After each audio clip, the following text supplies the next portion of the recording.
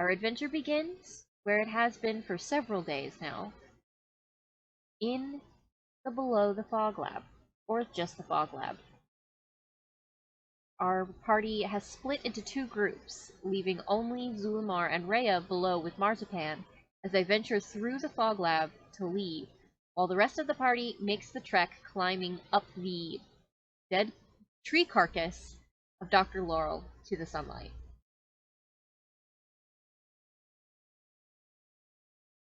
Also, while Rhea may appear, she will not be speaking. It will be piloted by the DM. Yes. I have full permission, and I'm very excited. We also might have a guest tonight. Just a heads up. So Zulmar is following after Marzipan. And he is going to just kind of make certain he's keeping pace with him. He's not as concerned about that tail hitting him now. And he's just gonna ask, so when Crisco would speak to the building, did he have anything that he did in particular, like touching the walls or something like that? I would like to try, even with what little I know of myself as this, as she put it, necromancer adjacent. Marzipan, as he's walking, is going to stop and look at you and sort of shrug with lowered eyebrow ridges and say, I'm not really sure. He just sort of did what he wanted to do whenever he did it. Wasn't really a thing. Sometimes he'd have a hand on the wall, sometimes he'd just look up at the ceiling. He just sort of knew what to do.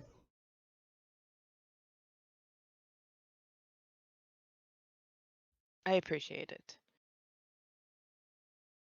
And then he's going to remember something and reach into his bag and pull out the black book. Yes. What current pages do you have at the moment for your black book? Well, the last time he looked at it, he had Orion and Cancer. Alright. And we agreed that the number was 4? The new number. Well, we have... Or is it in total? Wait. 1, 2... Oh, no. The new ones is 4. Okay. So, as you're flipping through these black sheets of paper, you go past Orion, your fingers trace over the white star pattern, go past the page that's got Cancer on it. You flip a page, and it's a new one. It's a beautiful star pattern. It's got spikes and things, and you read over the top and it says Sagittarius. You flip the page again, and it's a longer, sort of stretched out pattern that goes from top to bottom of the page. On the side it says Tasmanian. When you flip the page again, sort of looks like a butterfly. Above it says Astoria. You flip the page again, and it looks like a trident almost, except for there's sort of box at the bottom. It says Borthos. You flip the page again, but it says Borthos? Borthos. Orthos. The rest of the pages are empty. I wanted to ask, are these pages blank or are all the pages black? All of the pages are black, but when things happen, white stars and white words stars appear. and text. Yes. Okay. Interesting. And when a new page appears, the book itself becomes hot. Yeah, warm or hot. Warm. Right. Okay.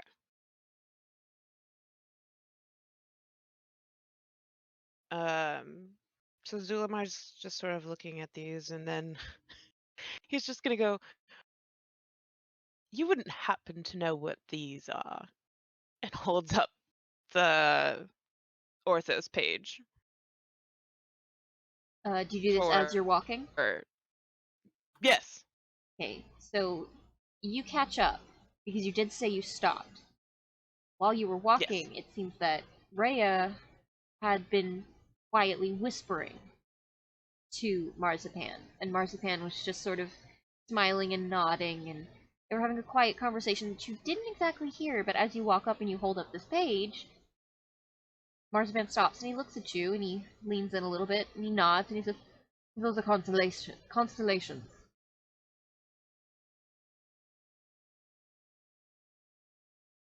What are those? What do you, what, do you not what a, how do you not know what a constellation is?" Um, I don't know how to explain that I don't know what it is. Where would I see these? Do you not know what stars are? No. What do they teach you where you're from? And he's going to take you back to the room with the big wall that has the screen on it, and he's going to wave his hand again, say some things in Draconic that you obviously still don't understand, and you're going to see sort of a camera view of what you know is the sky. Slowly, the sky is going to change into those pinks and oranges and purples, and then slowly it's going to get darker and darker, and then those eyes you saw in the sky come back. And he's going to point and say, "Those are stars." Ah, yes. Those were staring at us when the the sky became black. Staring at. I do not have the mental fortitude for this. So, okay, let me explain. So before, the The blue sky, sky. Yes, that's what we've always known. It never changed at all, daytime. ever. Yeah. We also didn't have that big yellow thing. Um, and we didn't have those fluffy sheep either. He's Just the blue all the time. Marzipan is going to pinch his fingers by his face and just sort of turn his head slightly and go, "The sun and clouds." Yes, unfortunately, this is new to us. So you're telling me that the little white things that stared at us are actually stars, Yes. and they are like these in the book, constellations. Constellations are patterns in the stars. You can use them to find places or tell tales, things like that. Hmm, interesting. Because this book, he'll flip and show the Orion and Cancer. When I first got it, none of these pages had anything in them. They were all black. And then after our first night in the ghost town, I looked and the first two, this Orion and Cancer, showed up. And now there's 4 more. I don't know about that, but I know that those are constellations, and probably show it Hmm, to Dr. Laurel. that's a good idea. So as you guys continue, or do you want to keep talking? No, they can continue. Okay, as you continue, sorry, I have to pull up the map. I don't have it open. I Because did we not were in the think. computer lab. Yeah, I opened the wrong map. Anyway, you're going from the computer lab, and now there's that long hallway. Mhm. After you get out of the lab that has Frisco in it, obviously. Because Marzipan is going to pretend you guys don't even enter that room. It just, you go straight through the dry lab and you just keep going. Just doesn't even look. And you remember this hallway because it was quiet, but dusty and creepy, and there were like tapestries and things, and portraits that show different scenes, and the walls are barren now. And the dust is gone. In which hall? The long hallway between dry lab and Cots and Personal. Oh. The one that we saw the footprints in? Yeah. Oh. It's all clean, and there are actual like overhead lights now as you walk. And no tapestries. No tapestries, not anymore. He's gonna just point and go, there were footprints and dust on the floor and tapestries on the wall, and As you're is the walking, building cleaning itself? cleaning staff is probably cleaning it. I'm sorry? Cleaning staff, they're probably cleaning it. If the tapestries are gone, then they're probably washing those. The cleaning staff. Yes.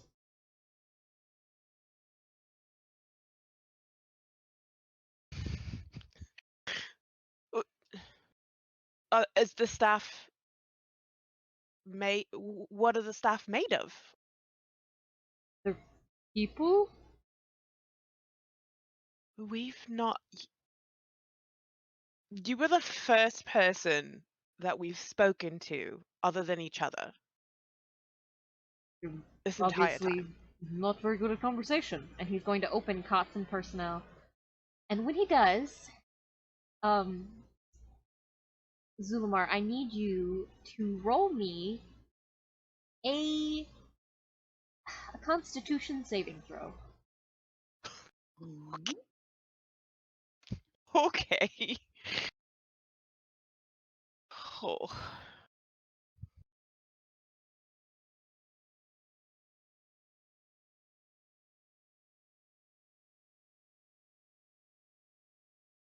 Eight. Ooh, gotta roll one for Rhea too. Because Rhea's with y'all. Yes. Good thing I'm rolling for Rhea, because I continue to roll high because of dungeon master privileges, apparently. Alright. Rhea immediately takes a step back and mom arms you. You, on the other hand, let out a shrill, terrified scream and almost vomit when you see people or corpses sort of trudging around the beds, moving things, cleaning them up, and there are bits of these people falling off, like chunks of them, like arms flopping to the ground, like heads half concave falling in, and what Rhea sees is workers. These are just people. Yeah, they're kind of zombie-ish, and whenever somebody's arm falls off, somebody else picks it up and jams it back in there, but you see things that should not be walking that are walking. And Marzipan just walks in and then just heads to the door. No problem. Doesn't seem to faze him at all. Wait, Rhea sees. Rhea is unfazed by the weird fuckery. So she still visibly is seeing, like. Yes, she is seeing what you're corpses seeing. and things But caved in. there's something about what happened that is just making her not seem to care. Okay.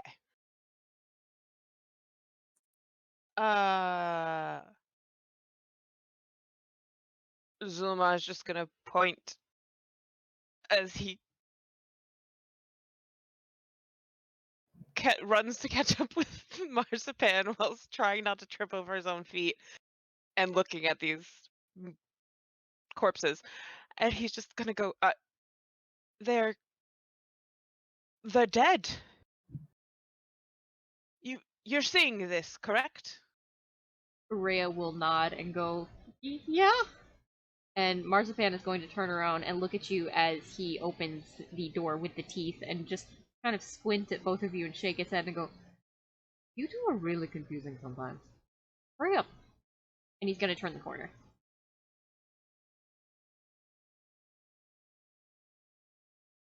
Zulmar's gonna run up to Marzipan and be like, I don't understand. What is confusing? I am confused by how these corpses have been animated when you just said that the necromancer is Crisco. Yes, my husband. So, while stuck in this limbo that he currently is he still animating them? Remember how I told you that my husband is not dead? Correct. He's In not a dead. necromantic freeze. His magic still works.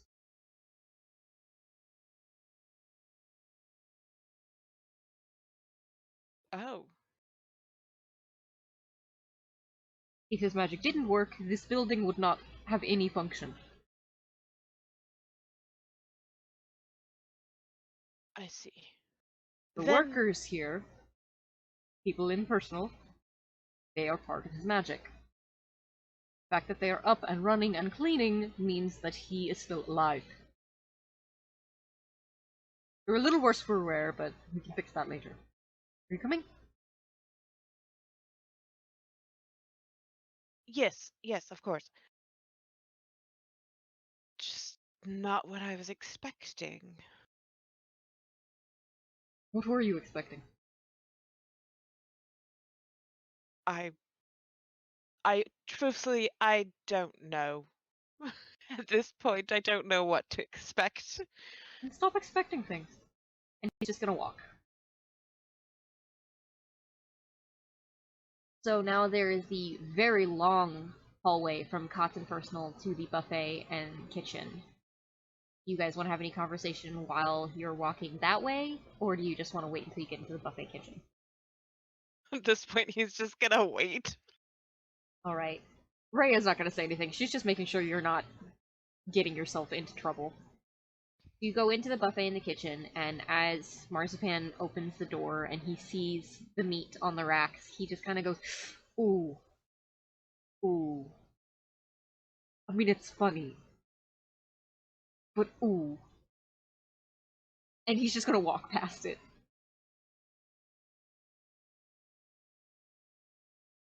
There's still a giant hole in the floor, right? Yeah, the pit. Zulmar's gonna point at the pit and go, what is this for? Garbage! He says So- between the leather curtains. So you feed the garbage to the undead mimic? What else do you expect? It's gotta eat. Just because you're dead doesn't mean you're not hungry. No, I agree with that. I'm just, things are starting to make more sense. And so he's gonna continue on, following. In the mess hall, some of the tables have been picked up. There are currently 2 zombie-ish creatures that are just sort of like trying to rearrange things, but they're kind of bumping into one another, and it's very funny and very awkward. And they're doing their best. And Marzipan just nods at them when they just kind of and they lift a hand like they're like, "Sup, dude?" But you know, they're zombies. And he's Are the just kind corpses of the the dead gross things? vomiting things, yeah. Yeah, they're being dragged toward the buffet kitchen door, like the curtain. They're being dragged towards toward the it. pit. Yeah.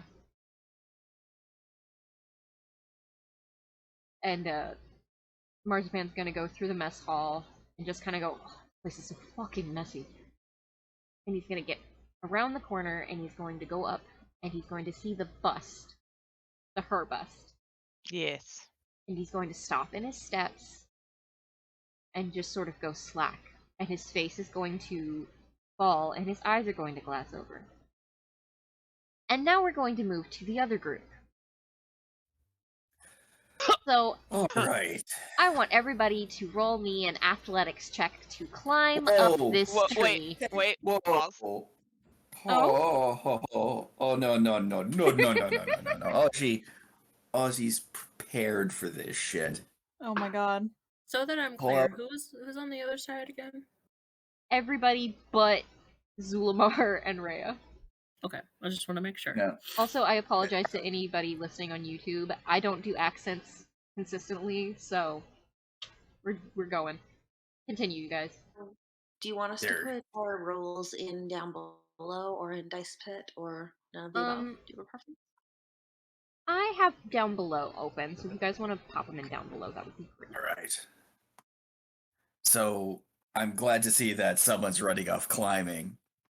Najee's just gonna quietly pull out a rope that he's been infusing with his magic, and he's just gonna say a single word: climb, and the rope is gonna glow with with blue, purplish, bluish light all through it. And he points up, and while they're climbing up, going duk duk duk duk duk, the rope is just going along beside them, Oh my god. going up the tree. And then once it gets to the top, I snap my fingers, and it wraps itself around something up top, outside. And then I snap another finger, and then knots appear all down the rope. Yeah, while you were doing no, that, I This just is need not you a to spell. know. This is I just need you to know that while you were doing that, literally everyone already rolled to go up the tree. yes, but you know what? You're helping. Roll to climb the tree? If you guys would I'm like to gonna do roll it. with advantage, you can. Well, but I have a climbing speed. climbing speed. Well, you still have to roll, but you can go up faster than anybody. Oh. And that's why we brought a rope of climbing, because I roll like shit. Excellent. I'm just gonna... Alright, Vitani, really quick, because of who you are and how your character is, please roll one more time. Just a straight roll, not like a specific roll. Just roll a d20 for me, if you can. Okay. Sounds good. That is a 15, DM, sir. Cool. High or low? Hi. Cool. Great. A 15 is high. On your way up, you grab a boob. Alright. Whose? Dr. Larl's. You are climbing up the corpse of her. The tree boob. Tree boob. Whether it was Booba. intentional or not, I leave that entirely up to you, but the option was there, so... Because this is a tree boob, it definitely was not intentional. But you know Wonderful. what? She'll take it. It's been a while. I'm so sorry for Nickelback just playing in my head for a second. What? Anyway. So, you guys make it to the top. You're now in a clearing that looks like... It looks like the area surrounding you was originally a bunch of shrubbery, maybe like a tree or two that had grown in place, but it's all been moved because of the metal plating that opened in the roof. You are now on actual solid ground, and standing in a beam of sunlight is Dr. Laurel. She's thrown off the coat, and is just standing there nude with her hair flowing around her, and there's a breeze that's picking up and stirring leaves on the ground, and you guys are out of the fog lab. What would you like to do? I'd like to get my coat back and recollect my rope. Okay. This is going to take off her ring and put it in a pocket. All right. Ahsoka wants to I- breathe actually- air. I'm gonna wait till Ahsoka wants to Andrea climbs breathe up air. before. I do need to roll for Andrea to climb the rope too, Okay. but because it just occurred to me. Wait a minute, I'm not leaving the robot down there. That's an important class feature. I mean, if you want to, you can, but I'm with everybody's really high rolls. I was just gonna say you all help each other up. The rope also like clicks around her. The robot just around it, hovers makes up it- there at that Yeah. point. They go ning. like a what do you call it? A drone takeoff. Yeah. just-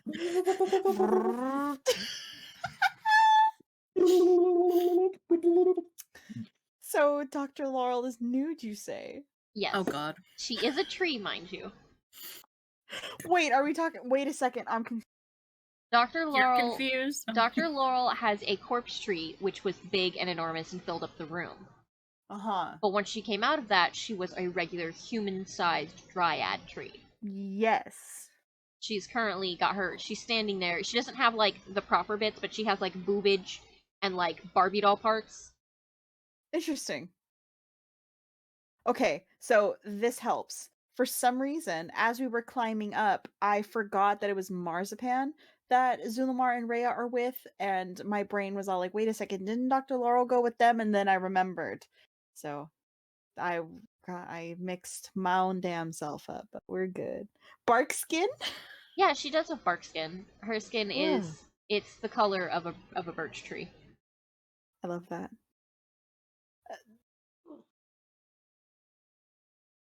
I love that. So was there anything else you guys wanted to do? Just basking in the sunlight right now. Vitani's skin cracks do flare up and flash a little bit because Dr. Larl's very pretty, but obviously that's a bridge she can't cross, or she'll burn it. So Literally. literally, Oh, please not literally. She's a tree. that's why I'm saying it's a bridge she cannot cross. She'll burn it. It Okay, won't as work. in she will not, like... As in she will not. Yeah, gotcha. Word choices trip me there up. will be no hitting on the sexy tree lady. I mean, you can hit on her. You can't just do anything about it. Exactly. I'm so sorry. It's like window shopping when you have no money. I'm just glad we're out of there. Can I ask what time of day it is outside? It is about, like, 7 or 8 a.m. One of those three. Okay. Oh, It's early. Are the sheep in the sky? Yes, they are. There's also a bit of pink still. Sky sheep. Guys, Oh, I I'm never glad to be thought- out of there. I never thought I'd be so happy to see a sky sheep again. Should we try and find the door and see if that's where Sulamar comes out and meet with them? Yeah, sounds like a plan to me. yeah. Alright. yeah. If you guys do that, I need you to roll a nature check. Alright. I'm good at that. I am also not good at that. I am really not good at that. I said I was good at that, first off. Oh, sorry. Mine wasn't good. Oh! Oh, I'm from Brother Bishop. What's a nature? That's a nature. I'm from Saint Sister. I should have done better than this.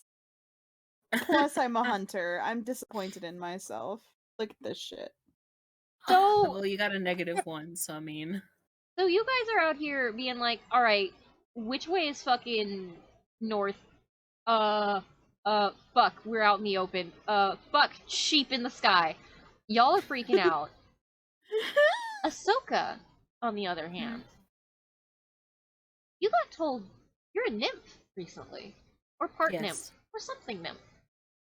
And that kind of awoken something in you. And as you're looking around, you're looking at the roots of the trees and you're looking through. You're seeing the distance between how things were grown and the undergrowth, and you need to go that way. And you point. I'm gonna go over there. How And do I you just- know that? I just feel it. Something seems odd about this, but I just feel like I need to go there. Works for I me. was gonna look at Augie and be like, "Does this check out to you?" And I'm just like, I'm like, oh, why is it so bright? Oh, got a headache. Old man hangover. Oh. Someone turn off the fire. God. Vitani's never been one to diss a gut feeling, so she's just like, alright, lead the way then. All right. Well, Mister's gonna grab Old Man Augie by the arm, and he's still blind. And if Just he doesn't yank her off, she'll kind of pull him along with them. Alright. He'll accept it because it's her. Put him in the child leash. The But child. she'll, like, no, she won't have grabbed him by the arm. She'll just kind of have like a small tug on his sleeve, like just mid forearm. Not like a handhold. They're not that close. Just Mhm. like a kind of obnoxious kid holding the edge of someone's shirt.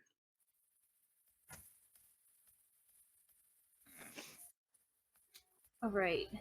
So while you guys are walking, Vitani, Yes. you've noticed that you subconsciously sort of reach up occasionally just to pet your pets, right? I noticed that I what? You reach up and you pet both Yuji and Navara occasionally. You reach up into your furs, and neither of them are there. What? Wait. Stop. What? Where are Yuji and Nobara? She's frantically feeling around in her furs now, and she feels a distinct lack of pet. Roll a perception check.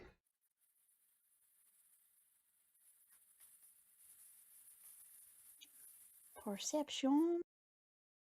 Where is perception? There it is.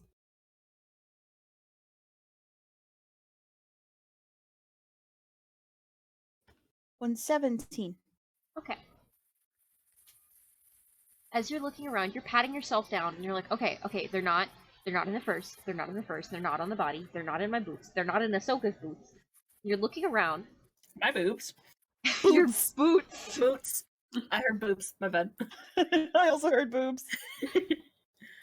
Y'all are on a I would've one-track assumed that. mind. I would have assumed Batani would have looked anyways, regardless. Vidani is a whore. As you're looking around, you just get this feeling. First time you met them, you were in a tree. You look up. And you see them, but they don't look like when you first got them. They don't look like that at all. What do they look like? They have 3 clawed feet, as in like bird feet, but the big 3 claws. Mhm. They have Uh-huh. long necks still, but their heads have sort of smoothed out a little bit, and all of those eyes have coalesced into 4 instead of the many, many that were before. They have oval bodies that connect the feet to the neck, and then little leathery wings with humanoid hands that look a lot like yours on the ends that have claws on them, and they are wrapping the sort of arm wing joints around their bodies as they just sort of look down at you and tilt their heads.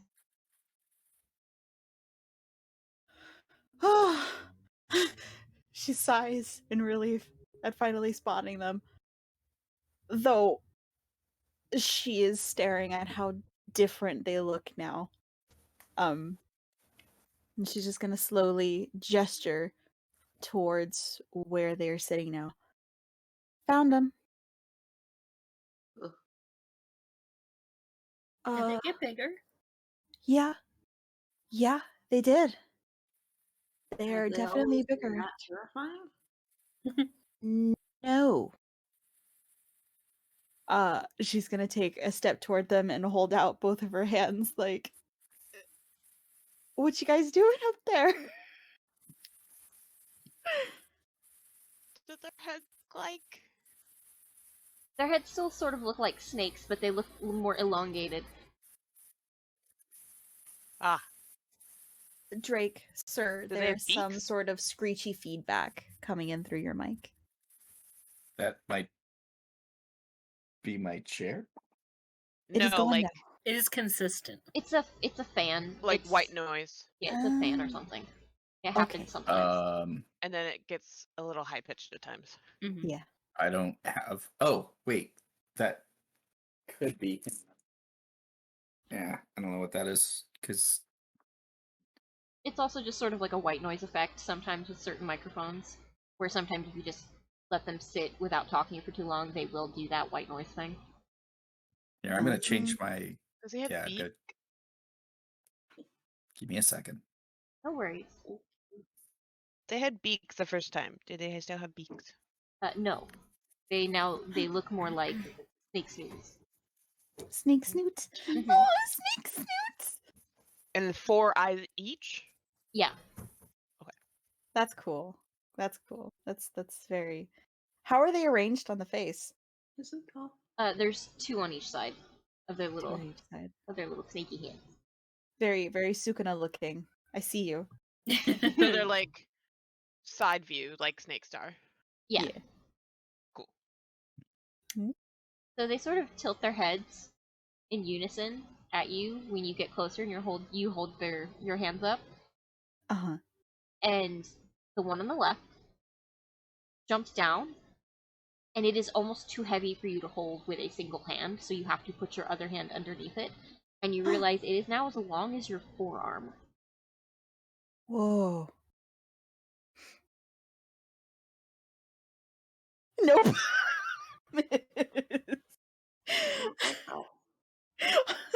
You're backing away from my babies? I don't know when they became your babies. You've had them for like 3 days. Yeah, and if anything happened to them, I would kill everyone in this party and then myself. Mm, I think they're too big. to Oh. be a sad story. All I know is those look like leather wings, and I just hope that those don't disturb our new friends. Mm-hmm. Oh. I'm sure it's fine. I feel like they were talking about Vitani completely in denial. Completely in denial. I mean, I'm expecting to see strange animals down here that we're not used to, so that part doesn't bother me. But they could be leather wings, they might not be leather wings. I'm not saying either way. I'm just saying my ears are open in case we develop new information. Good to know. Good to know. Until then, how the hell am I gonna carry you guys everywhere? You guys are so big. She's gonna start baby talking them. The one that you are currently holding is going to nuzzle up against your bicep. Aww.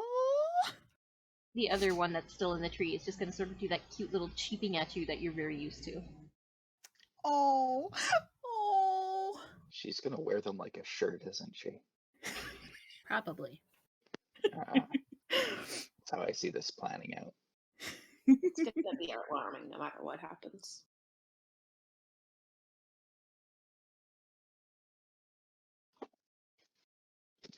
What I do you mean, guys? if it's what you do.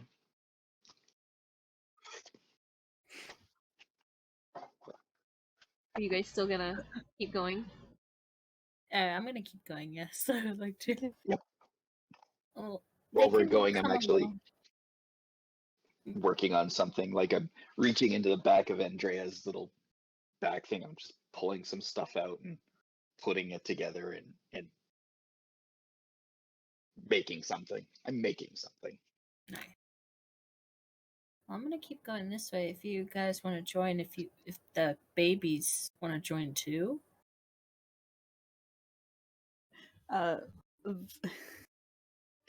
This is hard. Vitani's trying to think of how the hell these two can still like ride along on her, but they are definitely much bigger and they will not both be able to just like fit on her shoulders.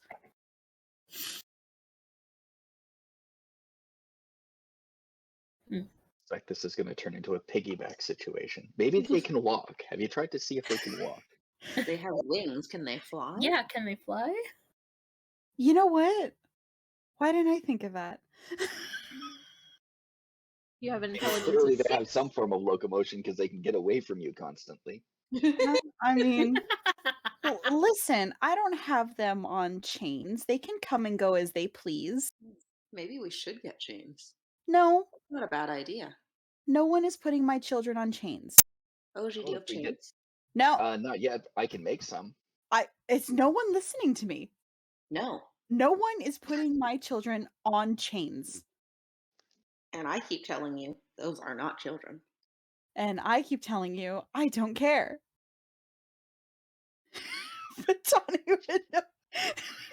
Down below. I'm sorry I had to. The child leashes.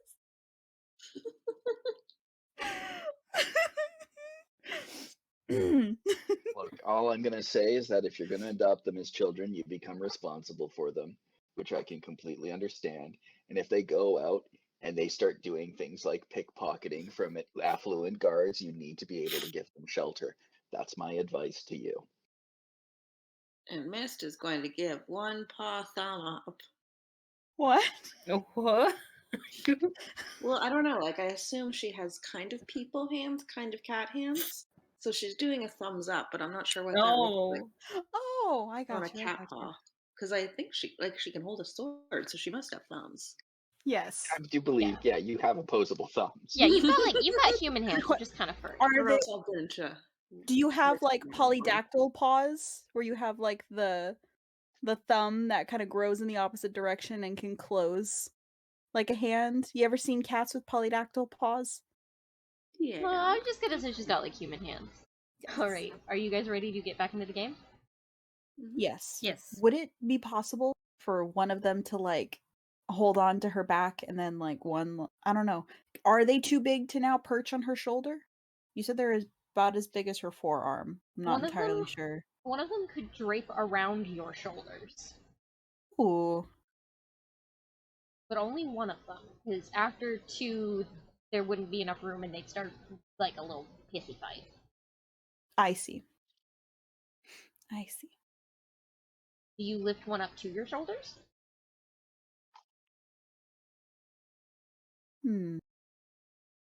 I'm thinking about it. I'm thinking about whether or not she should try and finagle some way to have them lay on her body still, or if they should just fly with them, like the others were suggesting. Entirely up to you. They are your pets. Hmm. Yeah, that's really accurate, Rigsy. Ah! I love them. They look like raptors. Jesus Christ. I love them. They're so precious. Oh my god. I love them even more. My babies. Those are your babies. My babies. Stop. Look at Yes, Renji draws in like 2 seconds. It's it's adorable. insane. Look at what you have done. Oh my god. They're burbs. They're sneak burbs. They are.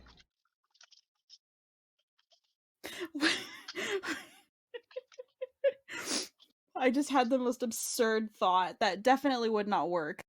But you were talking about having like one drape across her shoulders, and then my own brain made a Vitani has a huge ass joke by thinking that one of them could drape around her waist and like just rest on her like that because her ass is thick. Sadly, they're not that big because you do have like wider hips because of, you know, Yeah. they would not fit. Otherwise, I would give that to you. I mean, they will soon at this rate.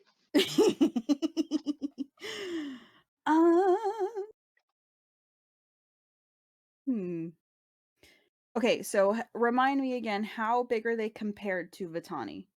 They're about the size of your forearm, from About the size from of head the to tail, or not tail because they don't really have tails, but head to feet. Head to feet, size of the forearm. And they're Okay. about not as thick as your forearm, but a little thicker. Okay.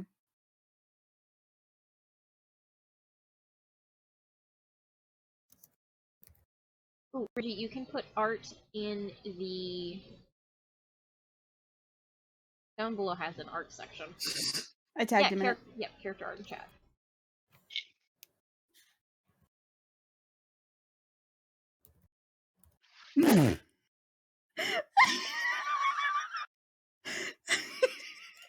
Just saw that. Why it looked like that? I think one of them can drape across her shoulders, and Are would they be too heavy for her to just keep one on her forearm? No. You like We'll carrying just do that. You like carrying around a, like maybe like a purse or something. Yeah, I'll do that then. Okay. One on So the shoulders, one on the forearm. You get to pick which one is which. We'll let Nobara nuzzle on the shoulders, and Yuji can perch on mine. Okay. Alright, so you go walking with your friends again? You catch up? Yes, I'm catching up. Babies in hand, I am catching up. Alright. So, as you guys continue, Vitani now has her new, quickly growing babies in her arms. You eventually come around the back of reception. What do you guys want to do? Is there a particularly nice ray of sunshine? Yes. Mist is going to go over and sit in that ray of sunshine and wait for the rest of the team. Because that sounds nice. Alright, Mist, I want you to roll me just roll me a percentile and then pick high or low before you roll it. I have to get that one out. Yeah, pick before you Touch roll, on by the way. fire. So I rolled a 70. Okay. I'll say high? No, low. Okay. You don't happen to be laying in catnip, but you are laying in mint, and mint is in the catnip family. Do with that as you will. Really happy. And perhaps picks a little bit and stuffs it in a paca.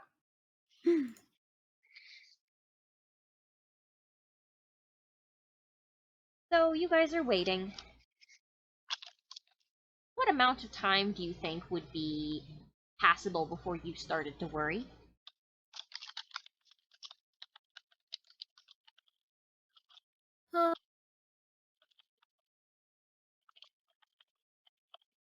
Started to worry about who?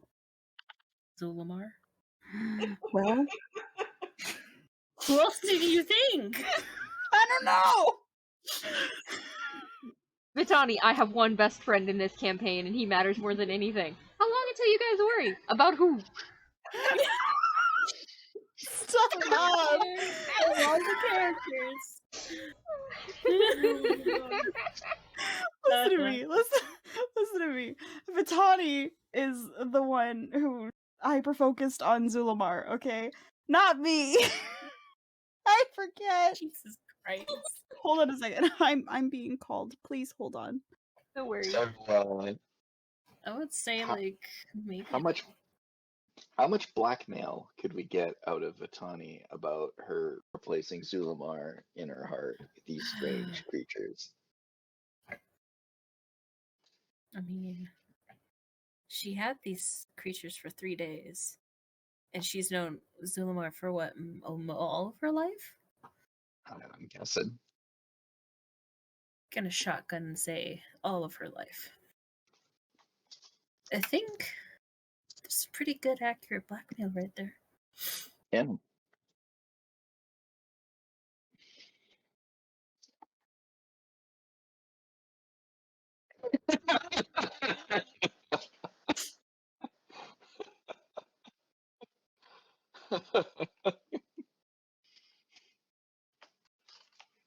Probably the farthest they got was like the don't eat yellow snow talk. Don't eat black sludge snow mist.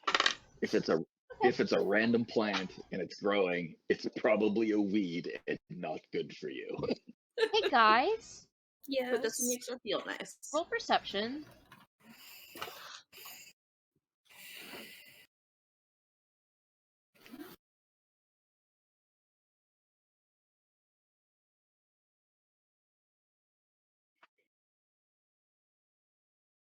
Damn it.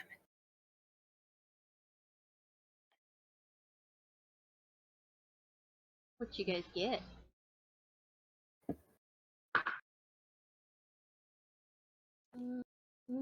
I'm Okay, oblivious. Obviously, yes. Well, obviously, miss. Mist is Livius. Oblivious. And since I assume Red is probably still You said on the random call, we're plants gonna weren't good for me.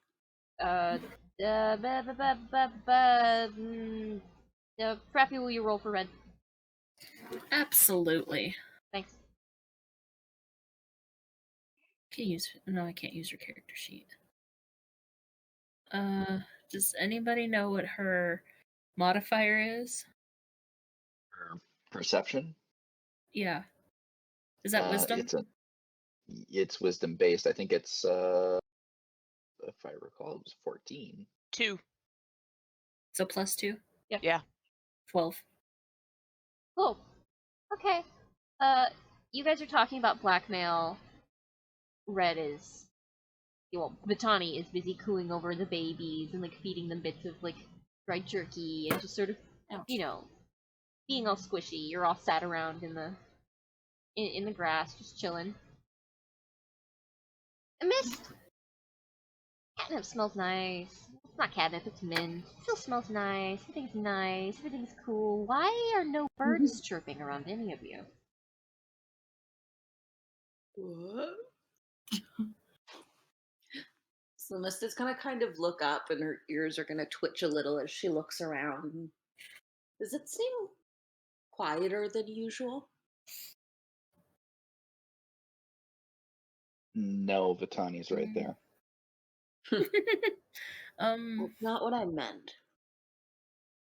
I don't know, maybe. I mean,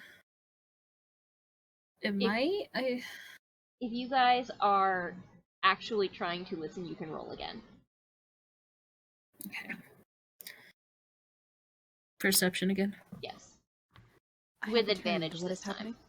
time. Roll perception with advantage. Okay. That's twice, right? Yeah. And you take the higher. Okay.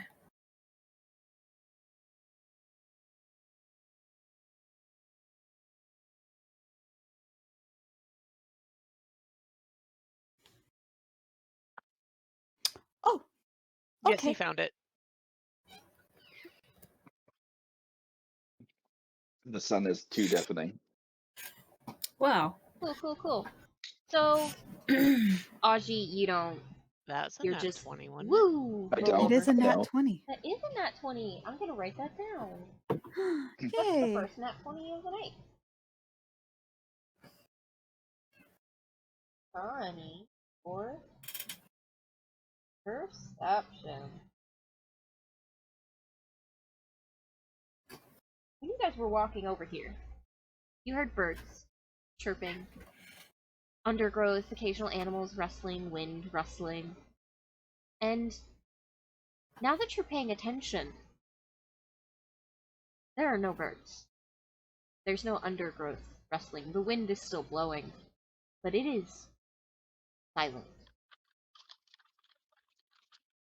But we can hear ourselves speak, right? Yes. Okay. Just needed to ask that to be sure. Yeah.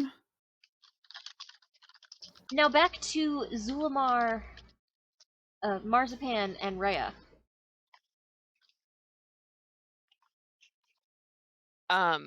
So when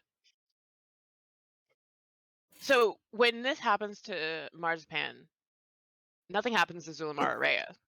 Nope.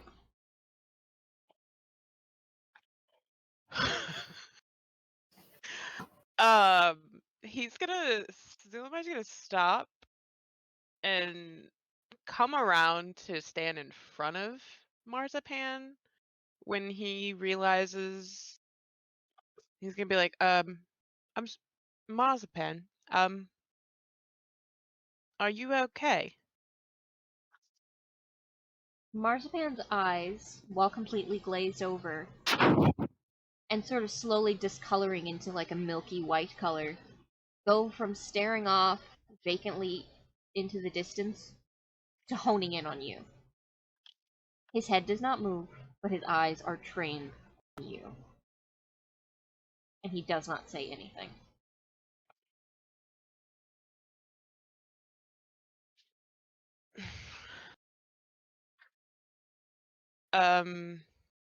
Zulmar is rather concerned.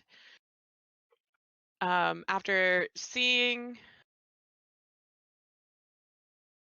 what that memory of her and all the notes that they found about her, he's just kind of gonna look between the bust and Marzipan, and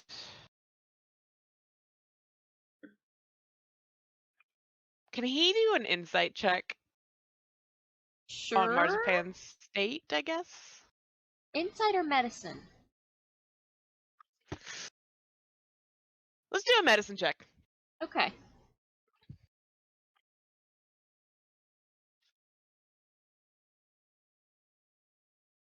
Have them sitting right in front of my face. Why am I? Nope. Hit that wrong. Ready? Go. Don't bounce. Out. Meanwhile, Rhea is just sort of waving a hand in front of Marzipan's face. Like, you there? Hello? Hello. I What did you roll? 17. Okay. Initially, you think PTSD. You think shock. You think association trauma. But the eyes are not that. Eyes don't change color like that. Sure, the body has gone lax and the movements have stilled. That's shock. But the eyes? That's possession.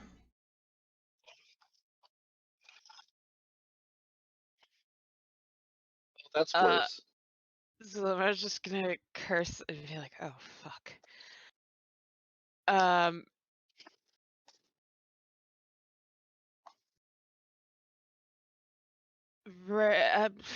He's gonna kind of motion Rhea.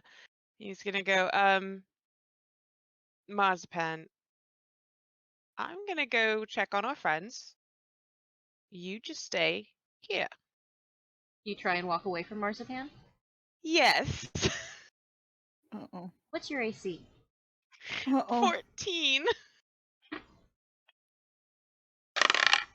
Oh, I'm so sorry.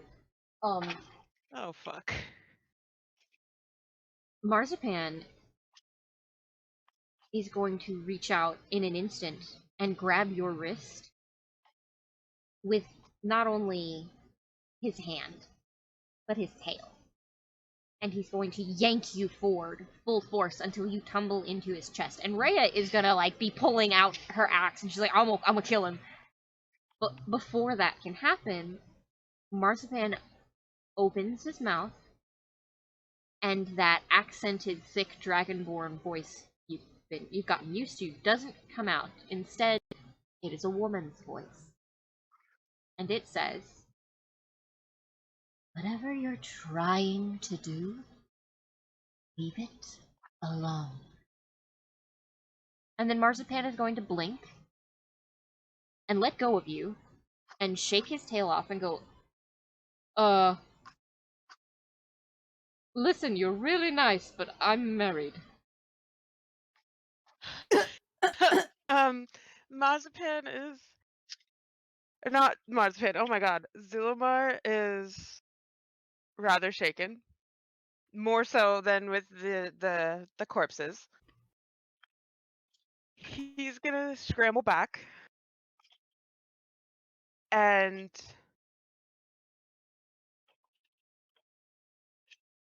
he's just gonna point at the bust behind him because he's now with his back to the bust because he's facing Marzipan, and be like, this bitch this bitch, and I say this in like the energy of Atani, just took possession of your body, and told us whatever we're doing to leave it alone.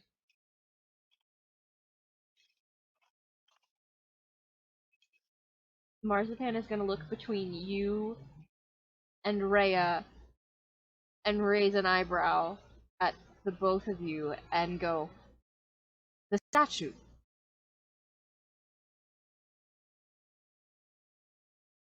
You took one look at that and walked in, and your body went slack, and your eyes began to completely glaze over, become hazy and almost milky. And I got the sense from you that this isn't shock at seeing the appearance of her, this god you have mentioned, but possession. You were, when I spoke to you to ask if you were okay, you looked at me, and then I tried to walk away and say that we're going to go talk to our friends, and you grabbed me and pulled me in, and Rhea was about to attack when a female voice spoke out of your mouth and said, "Whatever it is that we are trying to do, don't." And then you came too, and you told me you're married in your own voice. So whether or not it was the statue itself or this person that was alive when you were alive thousands and thousands of years ago is somehow still present in this place because of that bust. I can't say how she did it, but that's what just happened. Marzipan is going to look a little sick and going to rub his hands over his cheeks and over the back of his head frills and just sort of shake his hands out and do those nervous, like, hand gestures that people do when they're trying to calm and regulate their emotions. AKA things that I do all the time. And start pacing back and forth, and as he walks by, his tail is going to slam into the bust and knock it down and crumble it. The glowing eyes are going to flare up for a moment before dimming and going inert. And he's just going to turn around and look at all of you and go, "I'm a conduit, then. Fuck. Fuck me, fuck this, fuck!" And he's going to start stomping toward uniform. Zulmar is quite thrilled that he did that tail hit because he wasn't certain if he's going to be able to push the bust off for himself because that was what he wanted to do. Like that was what his intention was after explaining. He was like, "I want to get rid of this thing." So he's going to sort of just scatter the pieces a bit more, and encourage Rhea to do the same. And Which she then does, hurry. but, friendship. Yes. And then hurries after Marzipan and says, a conduit. That word would probably make more sense to Augie. But what do you mean by that? There's something about you that made that possible? As you guys are going up the stairs, Marzipan is going to turn to you and pat his chest, and then motion at you. "Do you know what happens when you're touched by a god?"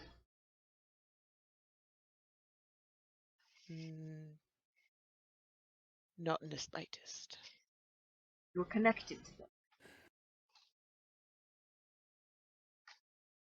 Ah, Connections can also often be called conduits. and she can use this connection. Anytime she wants.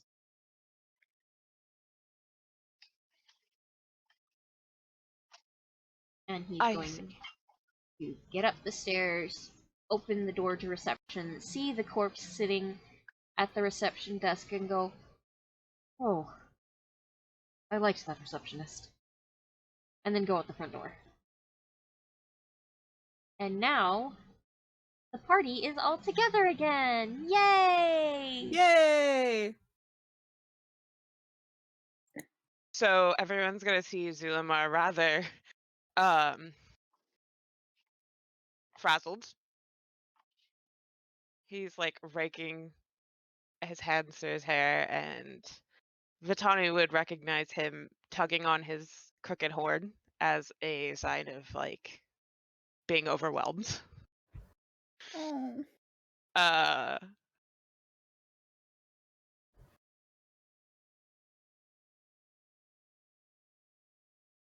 and I guess he's just gonna say, well, that was I learned a lot in the time it took us to get out of there. And then he's gonna turn to Marzipan and just ask, being a conduit, as you've said, what does that mean for you? Means I can't go with you. That's what I was afraid of. No offense to Conduit. you or your party, but I have powers none of you could even dream of. I'm older and wiser and, honestly, better looking. Vitani takes personal offense to the last one. Did you say that out And loud?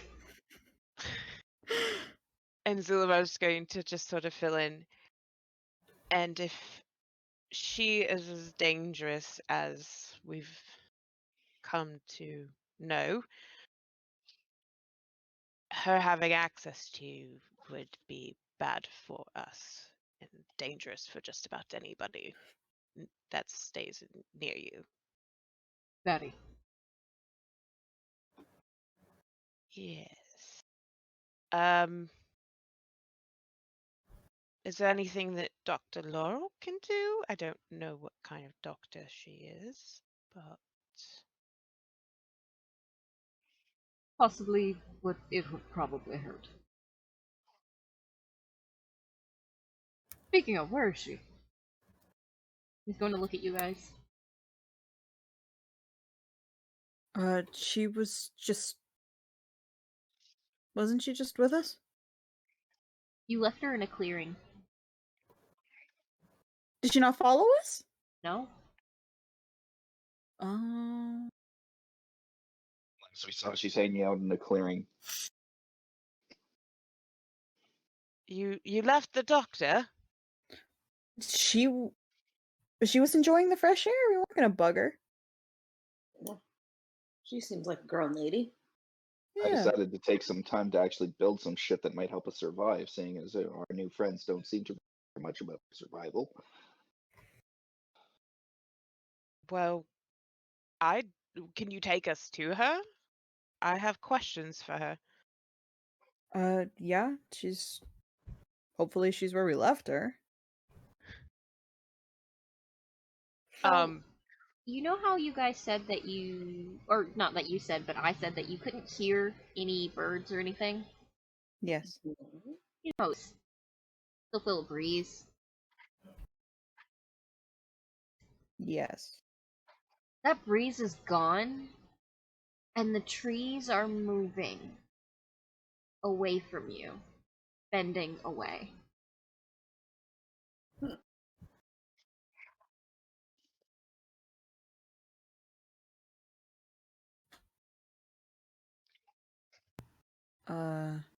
That's not good. That's not good. Look at the trees. Yeah, what about him? You're not The- seeing anything weird, Augie? Zulamar's gonna look to Marzipan and just ask, To explain to me what is weird about those trees. Yes. They're bending back. without a Yeah. breeze. There is none. There's no Oh, they're not. air They're, moving they're them. not. They're not supposed to do that. Mm. Oh, Lord. Right. Trees are still in the breeze, are still when there's no wind. If the wind is blowing, then they all turn and rock in the same direction. Do they look like they're all going in the same direction right now? No, they What? currently look like, you know how a bloomin' onion spreads out? Uh-huh. That's what the trees Alright. look like they're doing. Can I The just most make? American reference I've ever heard. Alright, can I just make I didn't know how something to clear describe right it. now? Please. I promise, going forward, not to be a complete dick about shit that you haven't seen before that happens to be common in Brother Bishop. If you're not going to be a dick about shit that isn't common in Brother Bishop, okay? He's just gonna look You don't- over at Augie and be like, "Remember how stupid they looked with the toilets?" Yeah. Yeah. Payback. Fucking trees. Look, the last Fucking tree, trees. last tree that we encountered tried to kill some of us. I am quite willing to be open-minded Listen. about what trees can do. Hey, Okay? Augie? Listen to me. The last tree we encountered had trauma, okay? Augie? Trauma It tree. gets a break. All right. We've all got Augie, trauma. what's your AC? My AC is 16. That's why we got here. What's your AC, Bub? 16. 16. 16? Okay, they get advantage. Oh, good. Oh no! What did they roll? I don't like this. Natural 20. Oh my gosh. Ooh. Is this a surprise? Hang on. Is this a surprise round? Yeah! But it's just You're against gonna have to roll you! initiative because Andrea cannot be surprised. Is it to Andrea or to you? It is to me, but Andrea can't be surprised, so Andrea does actually get to go. At some point. That's fine. It's not everybody roll initiative kind of a thing. You'll see. All right. What's hitting me here? Second. Oh, you're waiting? Yeah. No, Oh just, yeah. That'll hit me. Just give me a But- second. Oh my god. Alright. So, you remember what you said about nature? Yeah. Yeah, you say that shit, and you're just like... To paraphrase a beautiful moment that had happened in another campaign that I was in once, you more or less say, what do I have to fear from nature? And nature says, bet. And you Oh, get no. hit in the back of the skull for 5 points of damage with 3 acorns. One after the other after the other. It's a fucking here with an acorn pointed at me. Are trees supposed to do that? Definitely not. Trees Zulamar's gonna definitely don't do turn that. to Marzipan and say, are they reacting to you or to something else? To you in this conduit business? He's going to look at all of you and then look directly at Ahsoka. Mm-hmm. They're reacting to you. Oh shit. A worm. And everyone's Oh, gonna turn. Well, gross. Zulamar's gonna turn to look at Ahsoka. Hey, Ahsoka. Mm-hmm. Something feels kind of like it's missing in you. Like, you need to find something. Something that's just gonna make you feel comfortable. And these trees, they ain't it. And they respect that. They understand. They're giving you a birth. They're letting you have your moment. It's not with them. It's not them. It's you. You'll find your you. It's not me, it's you. Yeah, it's not these trees. And they kind of just want you to hurry up and figure out what it is so they can go back to just existing. Okay, And hold on to that. you get that vibe.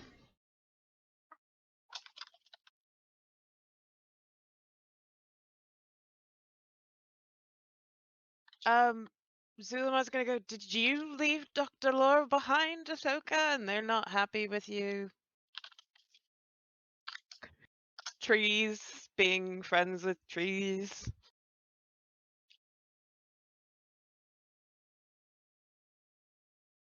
I am so sorry about that. My brother came in to tell me goodnight.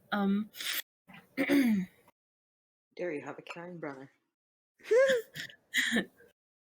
The trees basically are saying to me, this isn't it. This isn't you. What does that mean? I don't know. Fantastic. Wait. Okay, the trees said this ain't it, Chief, to you? Really? This isn't you. This isn't you. That's what they said. Moana is flashing through my brain right now. Please get stuck. Zulamar's just gonna go, can someone point me in the direction of Dr. Laurel? You know, why don't I just go with you while Ahsoka sorts out her tree business? Am I able Well, to I'm- do a nature check real quick? Sure. Yes.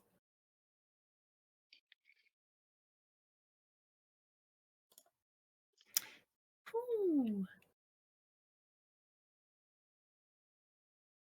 Just slap that in there. Where did it go? Very Oh, there it good. is. Damn! So, you know that dryads are the embodiment of the magic of nature itself. They are trees, they are nature, they are everything around them. They tend to have groves of places that they lord over. All of the trees in the area are theirs, all of the nature, it bows to them, things like that. Nymphs, on the other hand, have one specific thing. And the trees around you are not your specific thing. Because you didn't know that you were a nymph, you were never looking for your one specific thing. But now you are. And you start to think maybe Dr. Laurel knew somebody who knew what your specific thing was.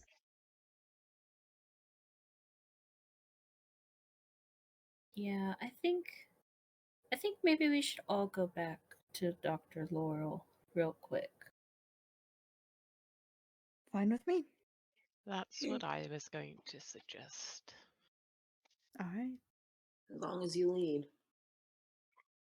Me? Well, not me. I don't know where I'm going. You did get us here, Ahsoka. That's true. Okay. Yeah, you guys should stay with me. See? Lead the way, and we shall And follow. don't talk bad about the trees. Why would we talk bad about the trees? Wasn't talking bad about the. How can the Fucking trees hell. hear us? He was They're talking just- bad about me, talking about him, talking about trees to him. Oh, trees can hear Either way. everything. Either way, they can hear There's yes. so many stories about trees and Hmm. Saint Sister. The trees, man. Speak for the trees. My days of understanding what the fuck you guys are talking about have reached a firm end. So you guys head back through the shrubbery, and Yes. you go to Dr. Laurel, who is still just standing there, naked, in a sunbeam, Mm. chilling to her heart's content. She's Okay. fine. Yeah, see? She was enjoying herself. She lifts a So- hand, waves, eyes closed, face toward the sun. So before we ask about Ahsoka and the trees, there's a few things I figured you guys might be interested to know. So us getting very concerned about the missing people in those cots, right? It seems that Crisco, while in his necromantic freeze, is still capable of maintaining his spells of necromancy, including the cleaning staff, who are the bodies that we saw in those cots. I got to see them working. They are on shift. That was a little startling. The pit is for trash. They feed the building. Very efficient. Okay. And lastly, and probably the most important thing, Rhea and I had a little encounter with this her that we saw putting lungs in the thing. What do you mean by that? Encounter. Well, you know that glowy-eyed statue in the corner? As Uh-huh. soon as our friend Marzipan here took one look at it, she took possession of him from wherever she is. And I tried to get away, and she used Marzipan to grab me and warn me that whatever it is that we're trying to do to stop. I wasn't certain if she was just referring to running away or at large.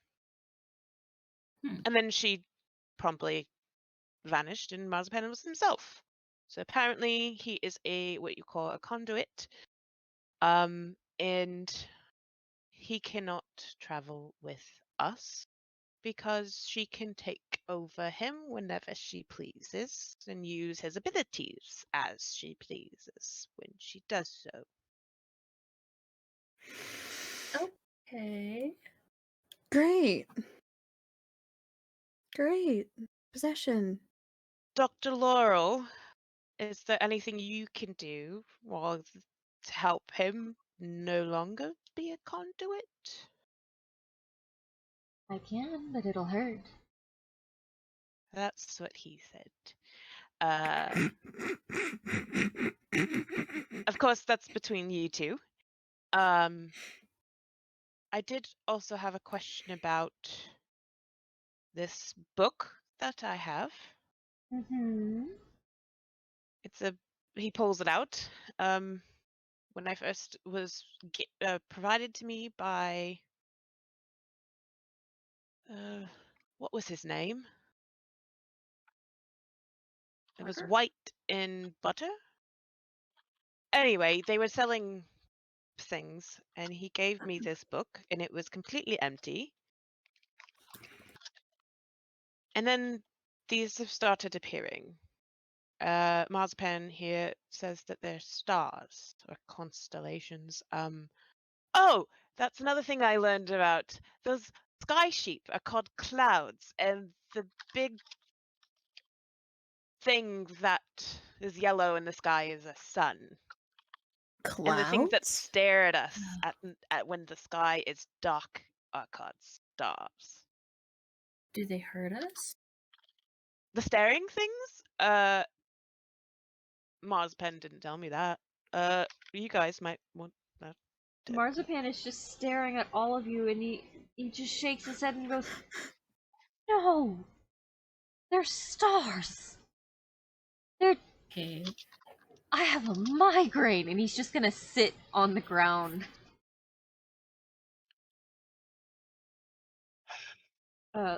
Dr. Laurel is going to hold out a hand. Marzipan, I don't know if you've noticed, but we're not from around here. I've tried to tell you multiple times. We are not from this place. Now, I'm sure you would be just as weirded out and out of your element if you were where we come from. So I I'm told just going to him say this. I'm just that going to our say sky's this blue. once. No, I'm just going to say this once.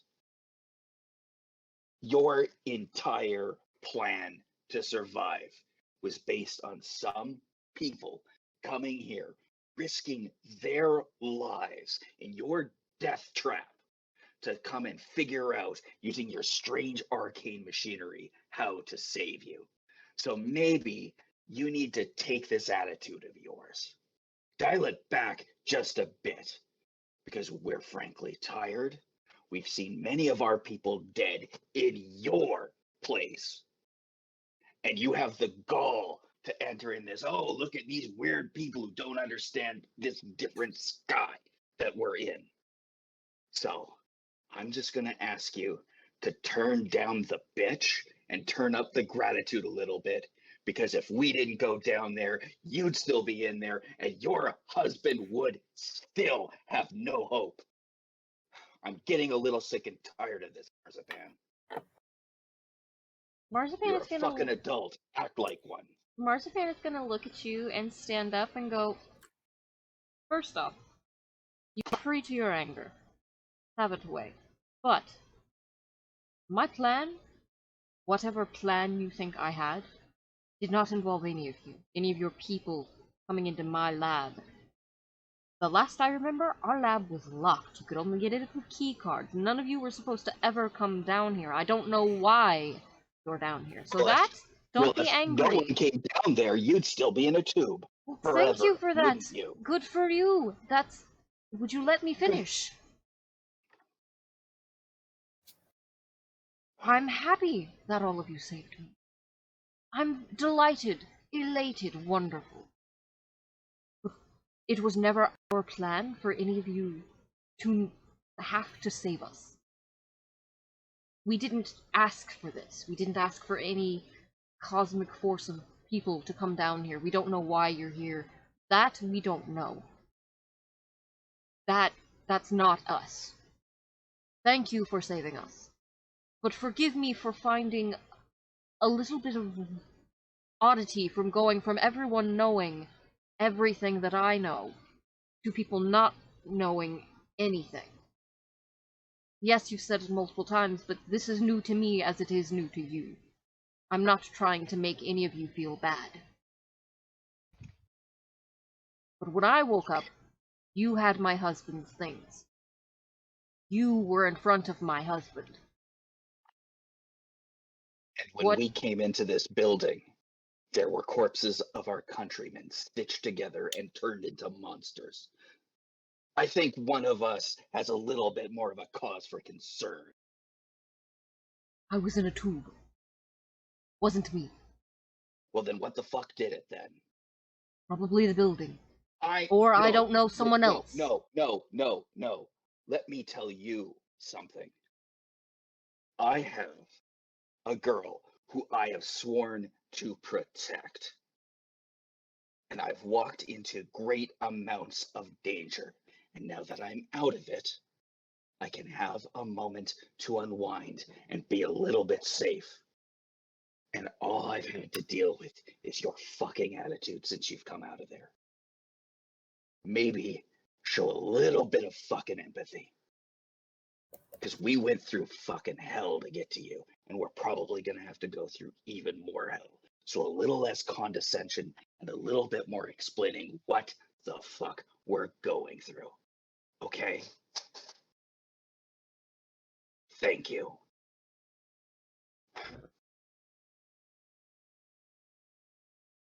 Alright. Marzipan's gonna get up and walk away. And Dr. Larl is going to open her eyes and look at you, Augie specifically, and go, he doesn't deal well with confrontation, darling. And then look back to Zulmar. You said you had a book. May I see it? Yes. He's going to stride over to Dr. Laurel and hand it over. And then also mention, I also wanted to know, despite having very little understanding of what a necromancer adjacent is, I would like to try to communicate with the building, as apparently Crisco would. Perhaps, and he's going to look at Augie, if I try to, the building might be able to inform, or I can get a sense of what happened to the corpses in this intervening time. You have communion with the dead. Commune with the dead. It's a spell.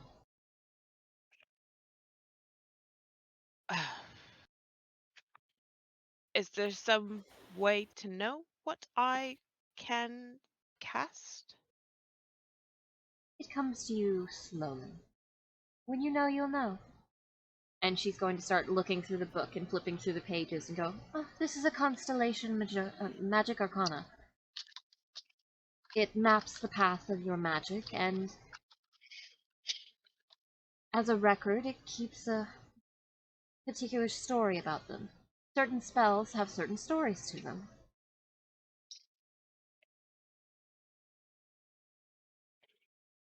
Certain spells have certain stories. Yes, like this one. Let me see. He's going to open the book and flip to Tasmanian. You see how this is elongated. Stories about a tall man who fought through war and hell and blood, gets to a beautiful ending. And when he reached that ending, he turned back and realized he'd left those he truly cared about behind. It is a story of warning.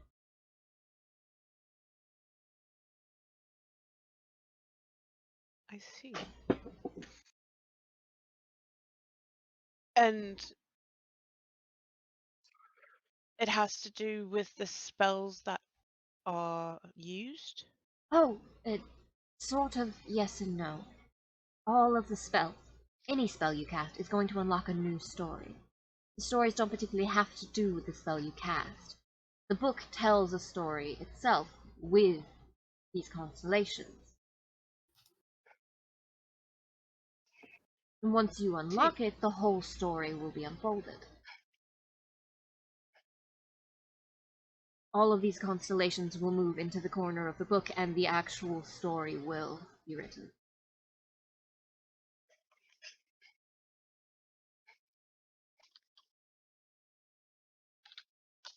Interesting. Dr. Laurel is going to hand you the book back and look back at Augie. I know that things are complicated and upsetting, but please don't be too hard on Martha. We aren't like you, and you aren't like us. And that doesn't mean we're trying to be mean or ungrateful or any of that. Marzipan has never had a good time expressing how he feels. He only knows a certain way to. I'm not.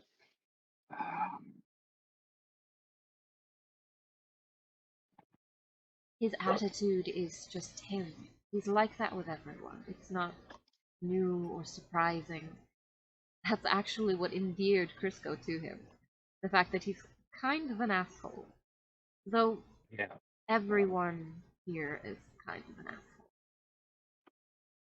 Sort of in the Let me air. tell you a story. This is not as alien as you seem to think it is. Let me tell you about the type of people that I know like that. And where we're from, it's a bit of a shithole. And there's the haves, and then there's the have-nots. Now, if you happen to be one of the have-nots, well, then you can expect a nice, tough life. You can expect that the laws will act against you. You can expect that you'll have to do everything possible to survive. Why? It's just the way it is. And then you have those who see that suffering beneath them, and they don't care.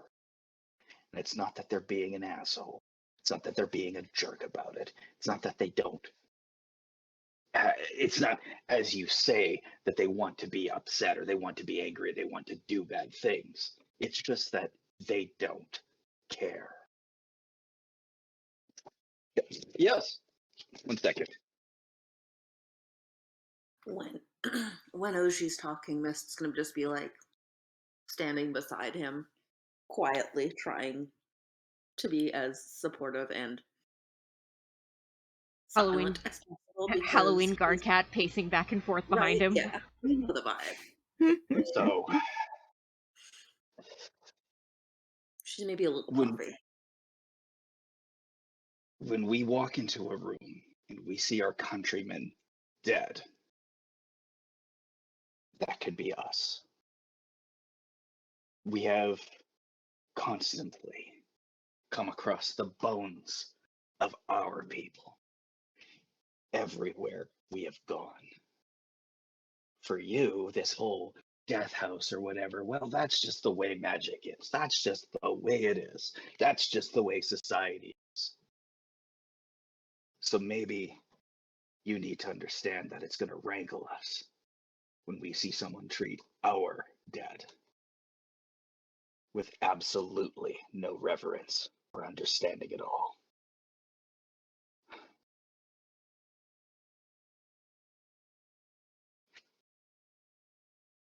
Your name was Orvestre, yes? Orvestre, yeah. Yeah.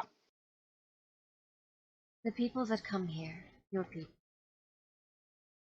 not all of them were looking for the things that you found. Some of them were just trying to hide from things. Others thought that they Yeah. could get loot. Others were just curious.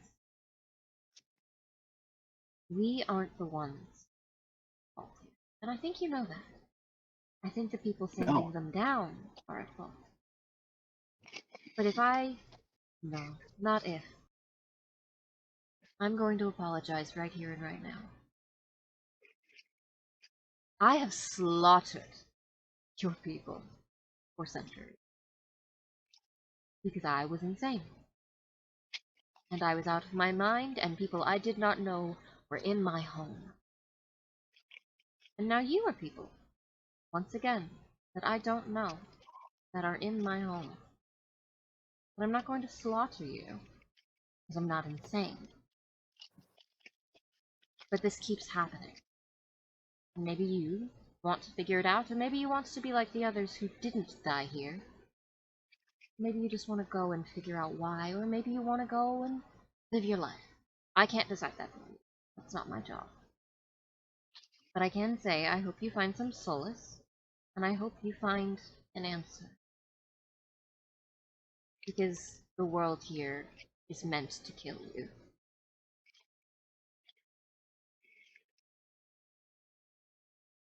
Oh, do you hear that? Anybody that wants to can roll a perception check. All right.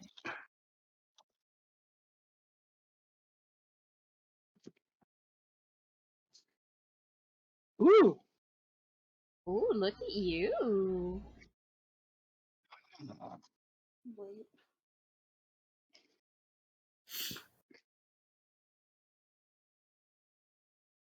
Is that everybody that's rolling? Frappy, Get out of my brain! get out of mine! 21.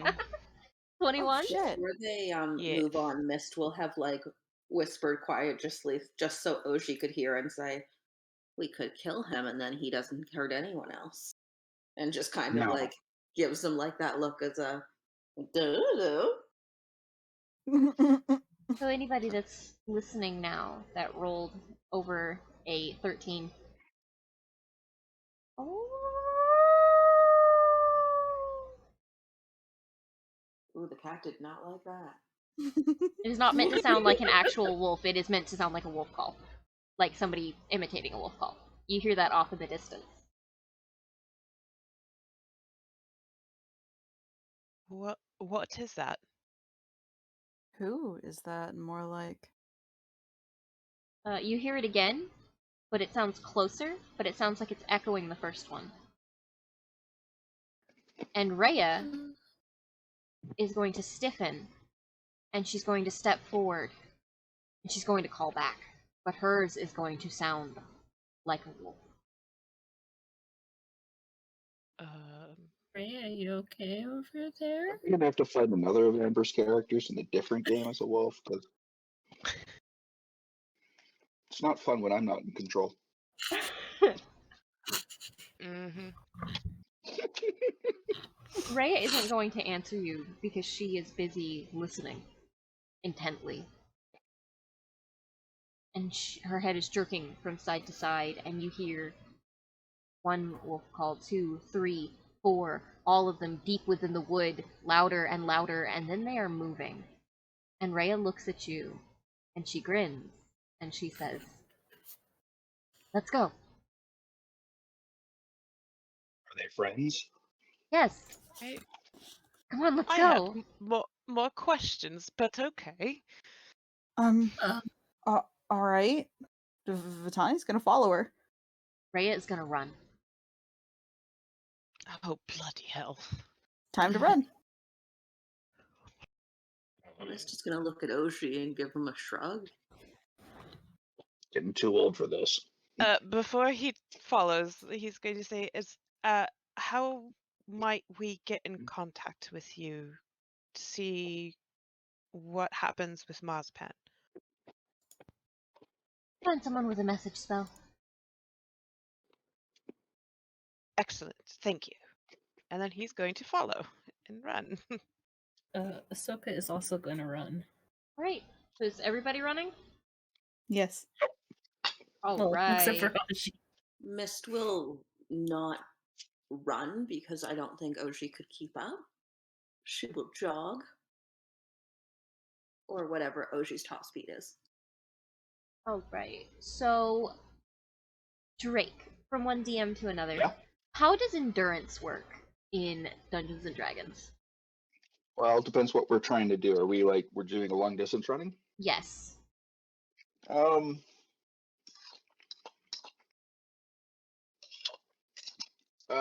It depends on what the stakes are, I guess. Because if we're just running and running and running to beat someone, and there's not really a lot of stakes involved, so You're not run it like that way. But if you're not running to beat someone. Every now and then Rhea will stop to make sure that everyone is caught up. But she seems to have boundless energy while you guys will tire out, except for Vitani. Because Vitani, as you guys are going, while other people are still hearing wolf calls, you're starting to hear the sound of a bear calling to a cub. Oh. Oh. I would say it would probably be some sort of constitution checks or something like that over time. Alright, so let's have everybody roll a constitution check with advantage because both Rhea and Vitani are keeping an eye out on you guys. So everybody roll your first constitution checks. Including us or not including us? Not you two. There's a very specific reason for that, though.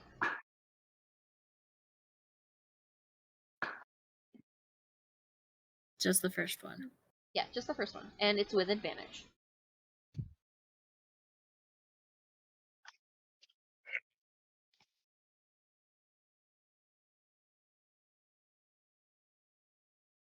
$12.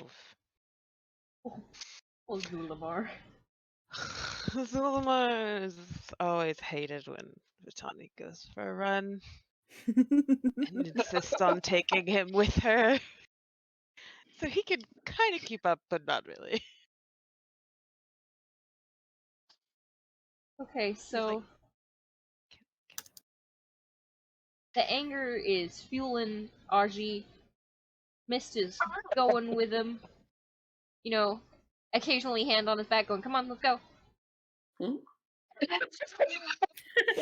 I'm ahead of you. I could leave you in the dust in a second.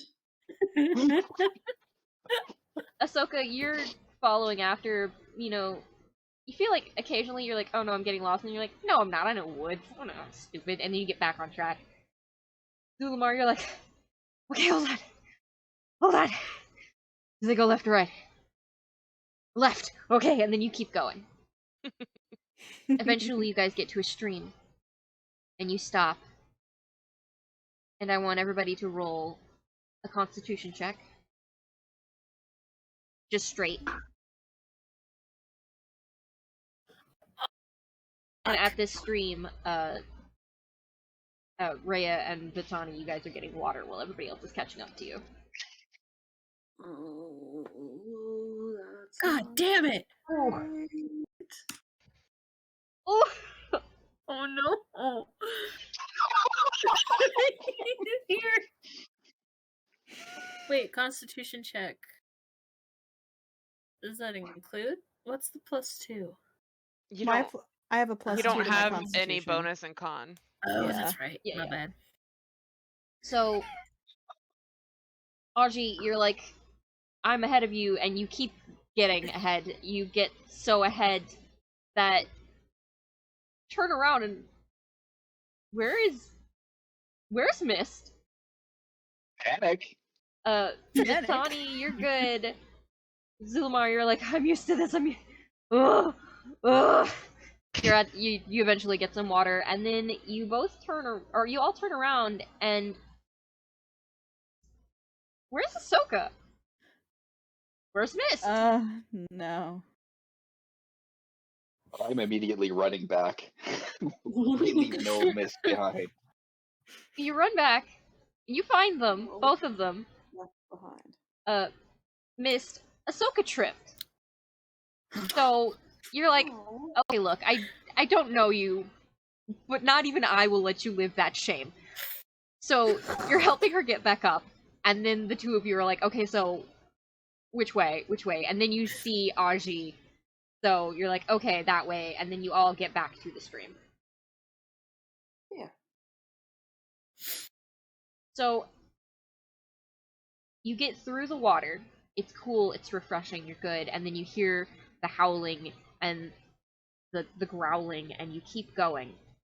So, Ahsoka and Mist, you guys roll with disadvantage. Everybody else, except for Vitani, roll straight.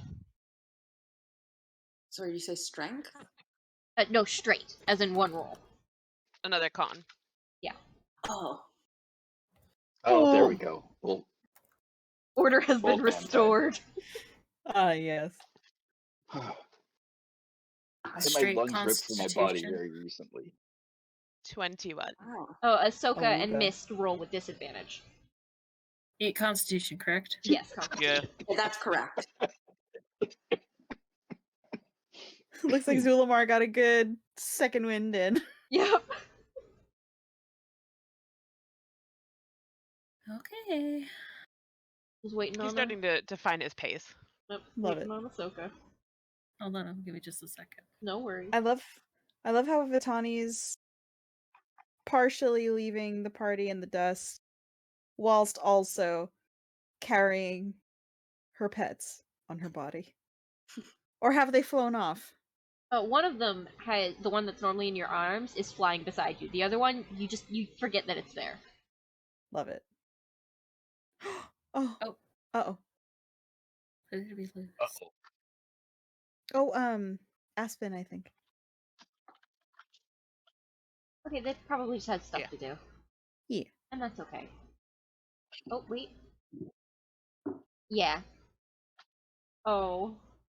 They're very much enjoying themselves, but they do have stuff to do. Gotcha. I'll allow it. Yeah, they have an adult life. That's valid. What's that?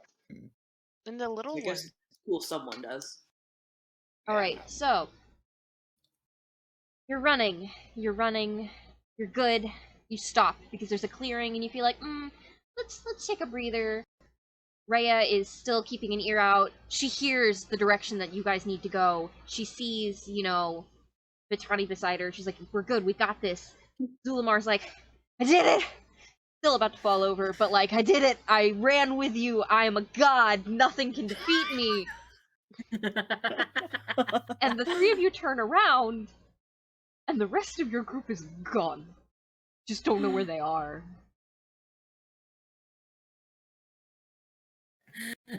Hold on.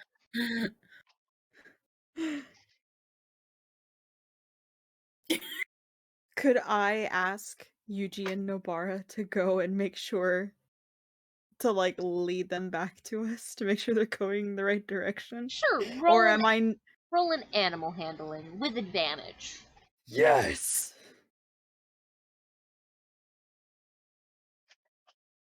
Thank God it's with advantage because the first one was 6.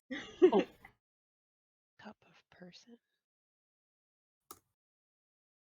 Okay. At first, you get this feeling like the cosmic forces are going. Both of your little baby children are looking at you and going, "But mom!" But then you're like, "Please," and they go, and they fly off in 2 different directions, back the way you came, fluttering through the trees. I want my three laggy babies to roll me just a d20. Just a d20. Yep, just a d20. I'm doing horizontal running. My absolute God best. damn it! Don't worry, the order isn't, or like the number isn't super important. It's not a fail or a Well- win attempt. Don't worry. I sure hope so. Yeah, you're good. Who's recording the natural ones? Yeah, we're recording natural ones. You know what? I'm gonna get my juniper bundle out. I think we need some smoke. You have to smudge the spirits that have. Oh, have we rolled Take it any over. more natural ones? Or is this the first one? We've had I one rolled before. a natural. OG Yeah, I rolled a natural one on nature earlier check. Okay, Yeah. so natural one. That would be Yeah, that was me. Augie, and then Myth for Boss. Okay. So, My lives. Augie, Yeah. you weave between some trees. And you're like, got this. My friends are right behind me. Mist is in my periphery. I'm good. We're going. Split between those trees. Mist is no longer behind you. You double back. Nope, she's gone. Fuck. You're trying to follow the trail. Andrea's trying to help you. You're like, alright, I got this. I know my kid. We're good. I know. And then you see Yuji flying at you. And then Yuji sits on Andrea and hiccups at you. Except for when it hiccups, it blows fire at you. Not to hurt, just kind of like a tiny little belch. It's not trying to hurt you, and it's not aiming at you. It just belches a little ball of fire. All right. I'm just gonna look at this eldritch horror. It's gonna blink, like one at a time, blink all 4 of its eyes. Mm. Okay. Mhm. I'm going to take 2 small little pieces of bric-a-brac, and I'm going to infuse them both. One of them, if tapped, will say the word yes. The other, if tapped, will say the word no. I put them in front of this creature, and I tap the one that says yes to show how it works, and I tap the one that says no to show how it works. And then I ask, "Are you here to get me and bring me back to Vitani?" It blinks its eyes the same way, and then flutters up, and then flies back toward Vitani, but then comes back, and it's just sort of just doing that back and forth. Okay, so you don't. All right. We just learned Stupid. that is not a thing that you do. I'm going to go look for Mist. Morning, Mist, you better show your ass soon or I'm in trouble, Missy. All right. Moist, where are you? Moist. Morning, Moist, where are you?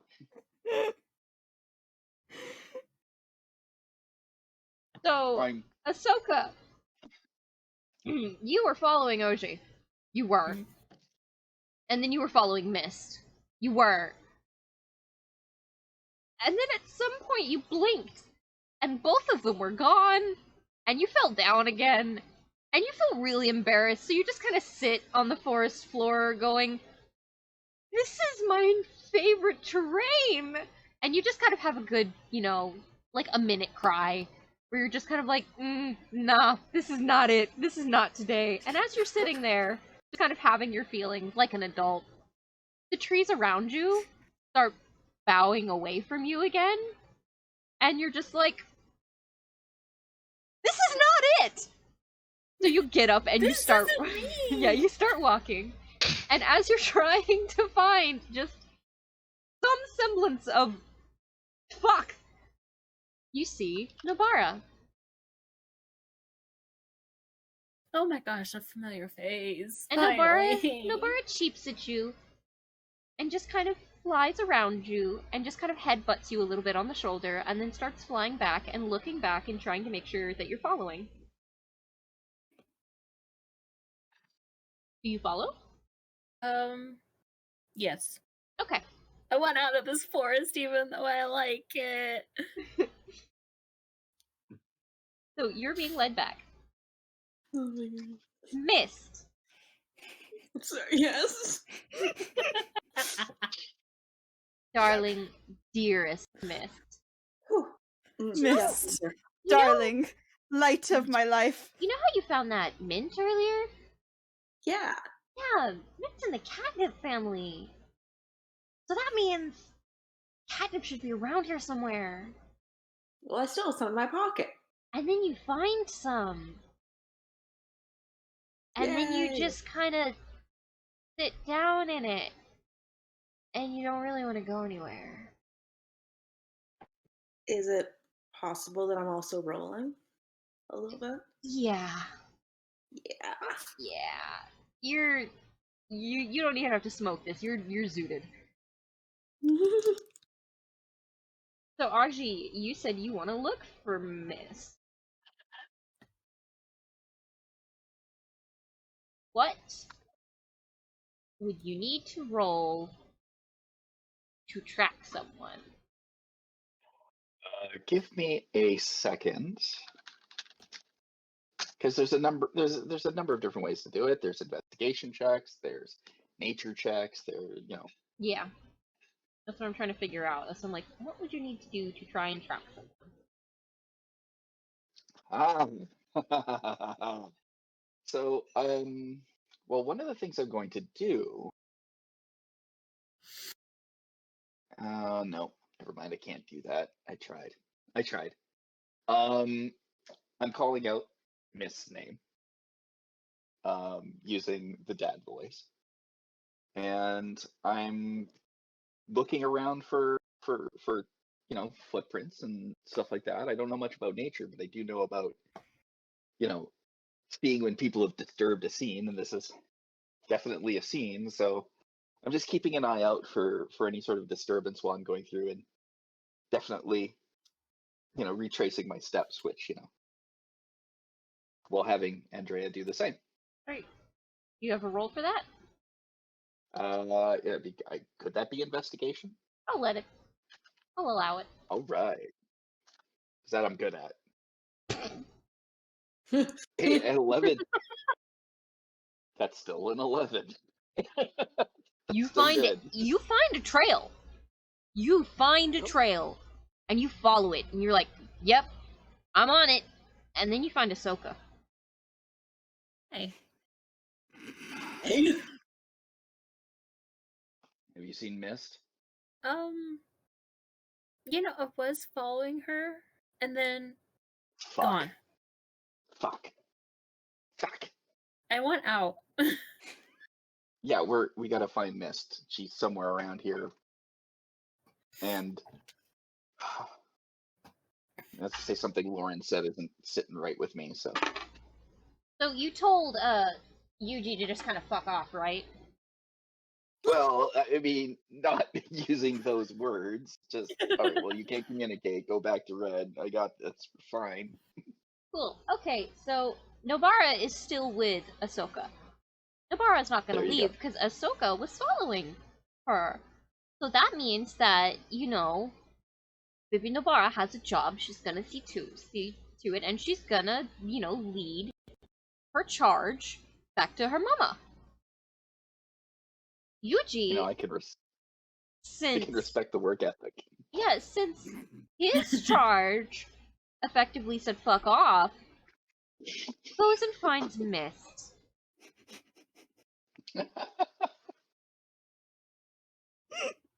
Doesn't Mist hate them? Yes. Yes, she does. So Okay, Mist, well, you're- enjoy. you're zooted out of your mind, Oh laying in the catnip grass, and you look she's up. going to have gotten out her disguise kit, and she's maybe drawn a couple extra stripes on her face with some makeup.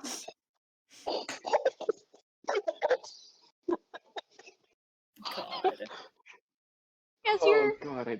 As you're fucking about in the grass, you see floating above you a familiar face of one of Vitani's sky rats.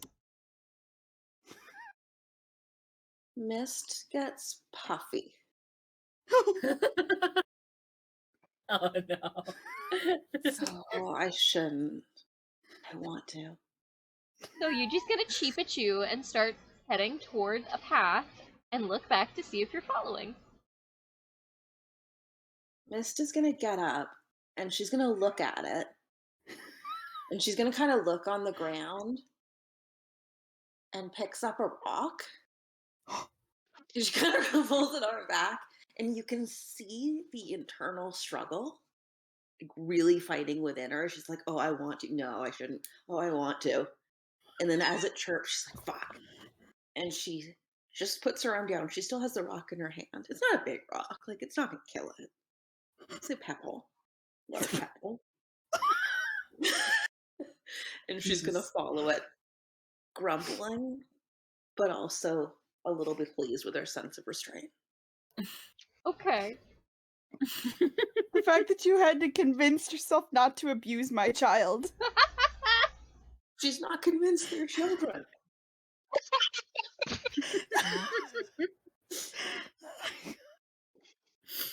So, Mist, Jesus Christ. as you're being led through the forest, tripping balls, Yeah. the trees are talking to you. What are they saying, Captain? Ah, dude. Sod. Ah. Are you talking to me? Yeah, how you? You good? You good? I mean, I've been better. Rah, just stand in the sun.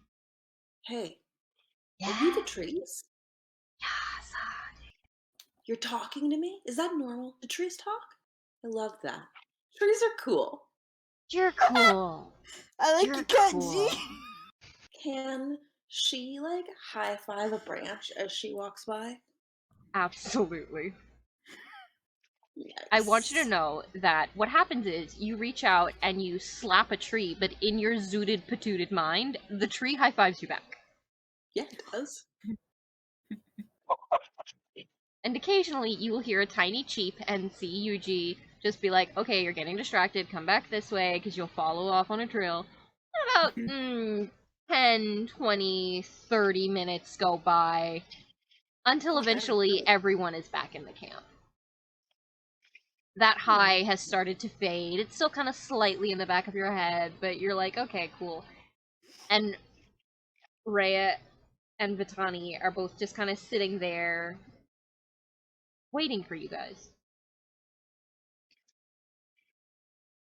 All worked out. In the interim, while we were waiting, Zilmar's finally like, Vitani, I'm so sorry. I totally wanted to ask how the babies got so big. I was a little preoccupied with Marzipan and Dr. Larl, but he wants to hold one and carry one when they return. Listen, So that- Zuli, I'm gonna be real. I don't know when they got that big. Okay, 1 second. They were in my furs the way they always are. And then we got outside and I was just checking for them and then they weren't in my furs anymore. And I looked around and then I looked up and there they were, sitting in a tree, looking like that, just staring at me. They've gotten even cuter. Haven't they? Oh, I adore them. Mist is just gonna like really casually set the rock down behind her and just pat it and then put her hands on her hips.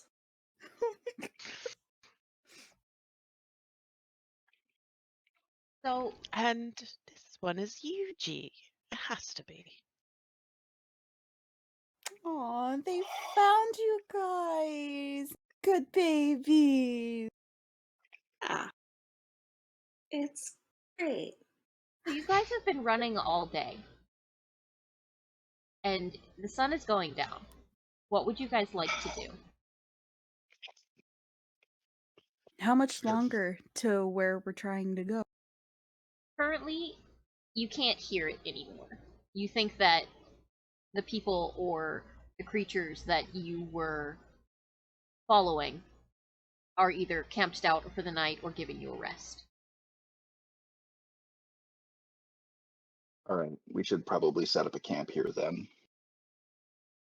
Gotcha. Great. I have That would- catnip or mint. Hang on. Hang on. So, while I was worried sick trying to find you in a place which has been described as, and I'm going to quote here, designed to kill us, you're hunting catnip.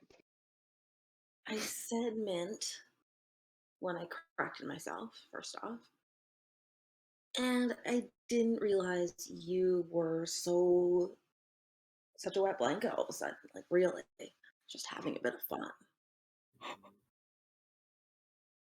Look, I'm fine. And she'll like spin around. All good, one piece. See? And this is Nobara. Yes. Yes, this is Nobara. Here, hold them if you want. Baby. Vitani trying desperately to ignore the fact that Mist just took attitude with Augie and he's already not having a good day. Come here, babies. Come to Uncle Zuli. They cuddle you. Yay. They know who Uncle Zuli is. They're kind of warm. Oh, they're so toasty. They take after Vitani, I'm sure. I'm so proud.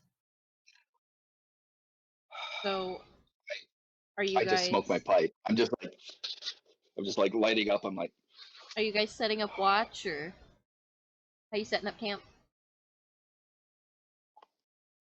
Well, camps need a fire, so Vitani will get started on that. All right. I'm gonna get ready with cooking stuff. Zulmar is stew. going to offer to do a bit of watch. He's going to pull out his book and lay on his back with Yuji and Nobara laying on either side next to him. And he's going to hold the book up to the sky and be like, huh. Okay, I have a quick question. Mm-hmm. You said we're by a lake or a river, or You were by a river. You're not anymore. okay, You went through one. okay. So we're like in the middle of the forest still. Yeah. Or okay.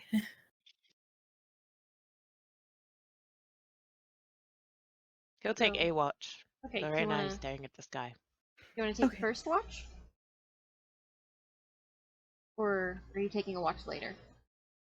He's going to take a watch later because Right. he knows that he should not be distracted by the book if he's on watch. Okay. Vitani will take first watch. Okay. Mist will offer to take a watch, but she will also be like patting her pocket full of manage, so you do with that as well. Gotcha.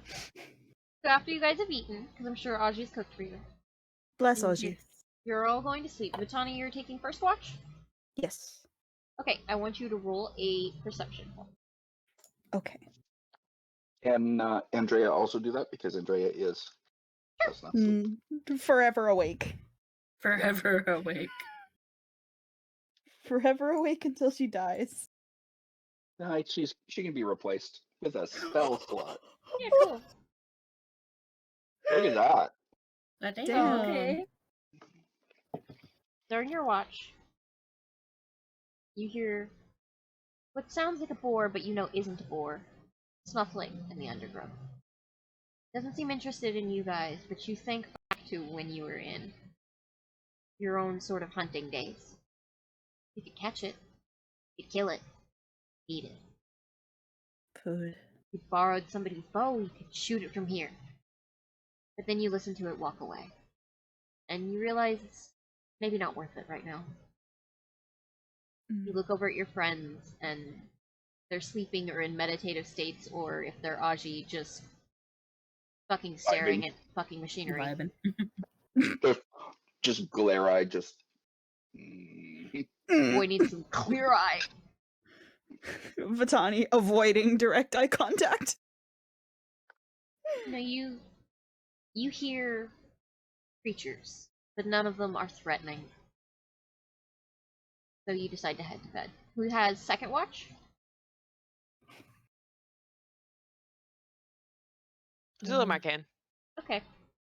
Cool. Roll your perception check.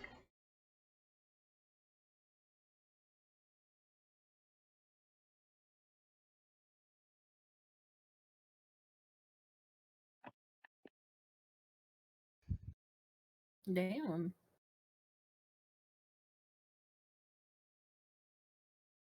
Soft 20. Cool. Jesus Christ. You're not hearing the creatures that Vitani hears. But you are hearing things. And most of them are coming from Vitani. Because Vitani is whimpering in her sleep. And you go over, and you place a hand on her shoulder with every intention to wake her up. But before you can touch her, your lungs constrict. You pass out. Vitani, Yes. you're in your dream. And you know you're in your dream because you know when you're dreaming. Because you're not wearing your clothing, you're wearing the clothing. You don't know why it's called the clothing, but you're wearing the clothing. And you're in the middle of a field, and it's beautiful, pretty, and then it's not. Because you see rain clouds coming. You don't know why, but you don't like that. You don't like it. You don't like rain. Rain is not okay. You're looking around like, maybe I can find shelter. I can find shelter, yeah. Then you turn around, and you see you. Except there's something wrong with you. You're drenched. You look at this version of you, and she is cold and shivering and vacant-eyed and soaked to the bone, and her light is going out. Gee, darling, would you roll an attack for me?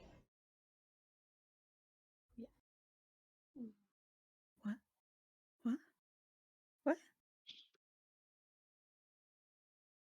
Just a d20 and add me, I don't know, add me a 3. And then drop it into down below when you roll it.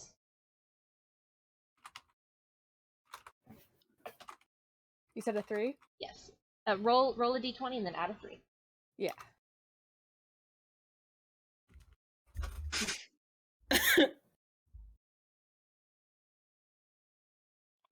Alright.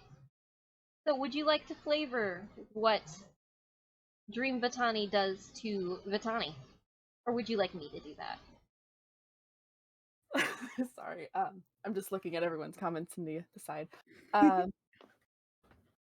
Dream Fatani clenches her fist with her kind of vacant, drenched self and lunges a full body punch against real Batani. Oh shit, oh shit. Can I do anything? Am I just Does that hit your AC? yes? Yeah, you take a punch. What do you want to do? I don't understand what's happening. Vitani is staring at herself and she can't explain where it's coming from, but there's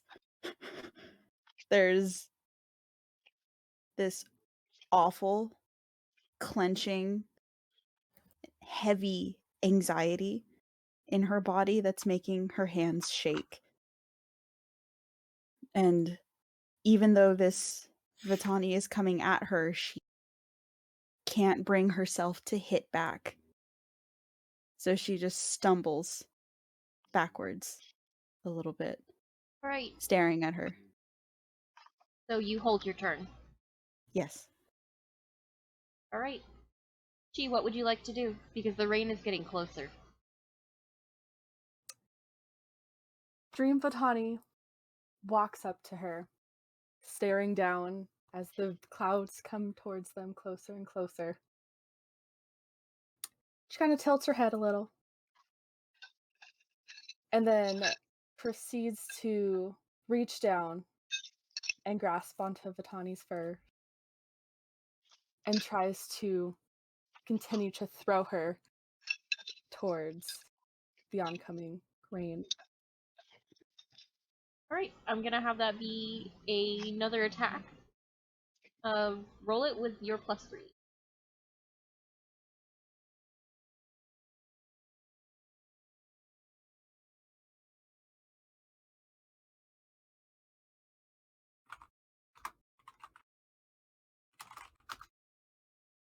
Oh, fuck.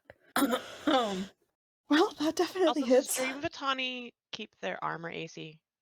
No. Then I think Vitani's AC is 11. Yeah. Ah, perfect. All right. Oh no, because Vitani? hang on. Vitani is a barbarian. Yes, and so the armor does not is AC and 12. and barbarians have a feature that says if they're not wearing any armor, they can add their Constitution modifier, their Dex modifier to 10. So It's Vitani 11. can't have AC. Vitani has more. No, it's 13. It is? Yeah, because Dexterity modifier is +1 and Constitution modifier is +2. Oh, both. Okay, gotcha. Yeah. So it's still 13. Hold on. Still hits. I've rolled a 14 and an 18 these last two times. So. Yeah. I know. So fuck me. Gotcha. So it's you add the con and the dex. So, I see. roll a d4 for me really quick, Chi. D4. I got a 1. Cool. So, What you time? grab Vitani by the furs and you just push her back to shove her. She stumbles back and slides a foot away. Vitani, what would you like to do?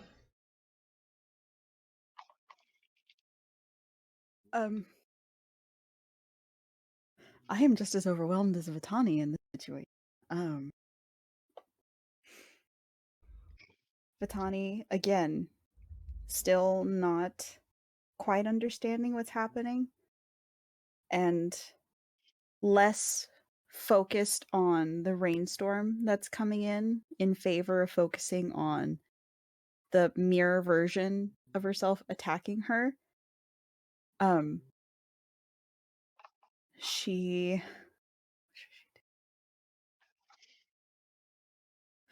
She's gonna try and talk to herself, yelling at her, "What are you doing? Who are you?" But she's not going to attack. Okay. Chi, what would you like to do? Dream Vitani doesn't say a word. All she does is she continues to encroach upon Vitani, who is now pushed even further back. Her expression is very solemn and almost as dark as the clouds are getting now. This time, Dream Vitani lifts her foot and tries to kick her back, almost using her actions to speak for her words and wondering why real Vitani isn't fighting back. Roll your attack.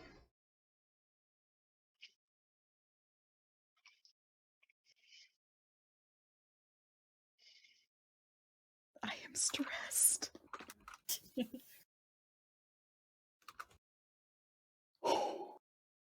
Wow. Roll another d4. 4. Okay. Or Vitani, you get kicked and it knocks the wind out of you, and you stumble back while you're skidding. And the rain is a foot away from you, and it is loud, and it is a roar. And it is getting close. What would you like to do? Now the rain is back in her attention. And all of the anxiety that she's been feeling at the sight of this drenched Vitani doubles and sinks like lead in her stomach.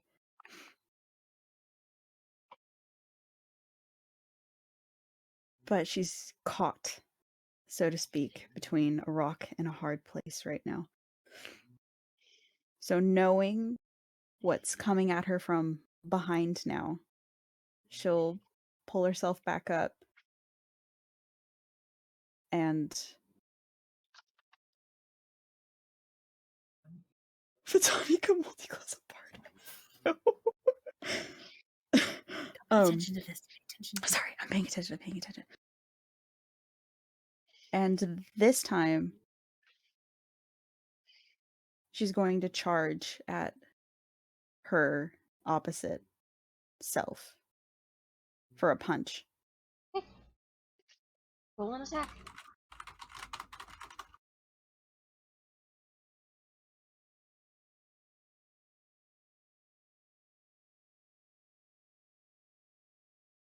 Oh, you motherfucker.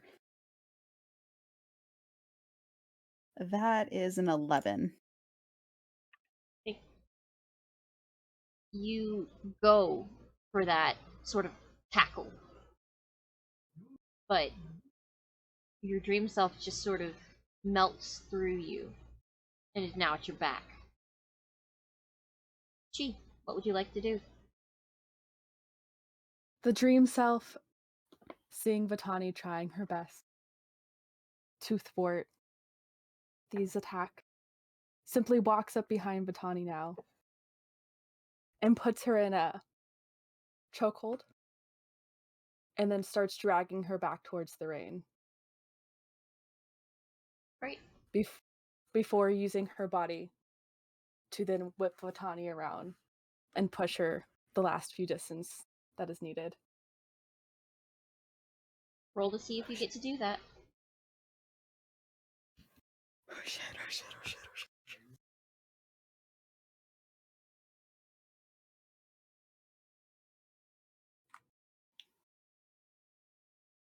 Oh my god. Feel free to say the line, Chi.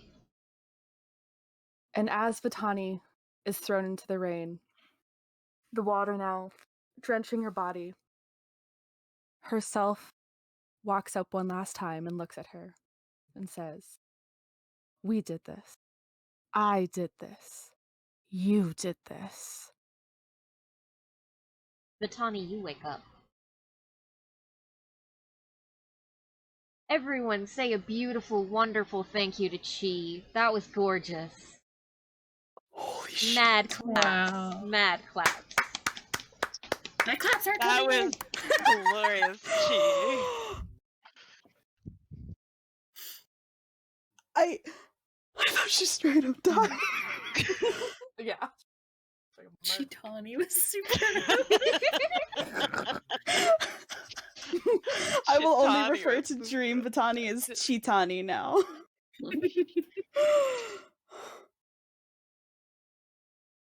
So Vitani wakes up. Uh-huh. Did Vitani wakes anybody up. notice Zulamar passing out? No. Oh. Well, the robot did. Because the robot's there. Yeah, the robot had God. did a good perception roll. They're like, oh, I hear moaning from that tent. Okay, Okay. this is not noteworthy. Well, if Augie was ignoring the moaning and groaning before, how is he gonna feel about her waking with very loud, shrill gasp? How are you going I to feel would about that, open. Augie? Well, then I would open because that would break my trance.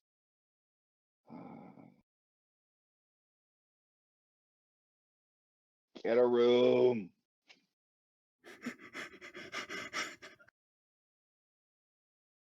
Vitani over here like and Augie like, get a room. At least a soundproof tent. Is Zulamar still unconscious? No, you sort of woke up when Vitani woke up. Okay. So Zulamar is sitting up, directly next to Vitani. Mm-hmm. Vitani, real quick. Yes. Yes. You know that memory that you had taken out of your head? Oh yes. Sense of guilt. You don't know why. Sense of dread. You don't know why. You know, whatever the reason, it's there. It's your fault.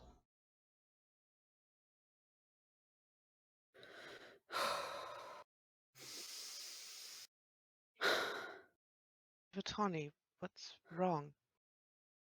I don't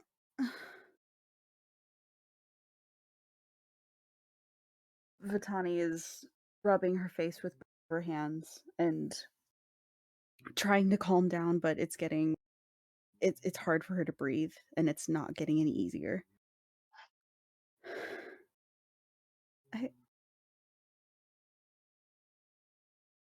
It was me.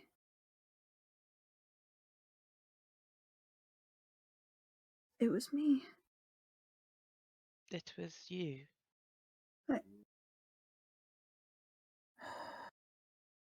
I don't.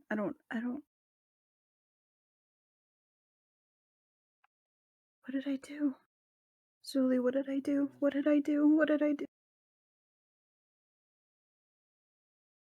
Tani, I don't know what you did, but we can figure it out. Okay? And she nods, but her hands are shaking like leaves.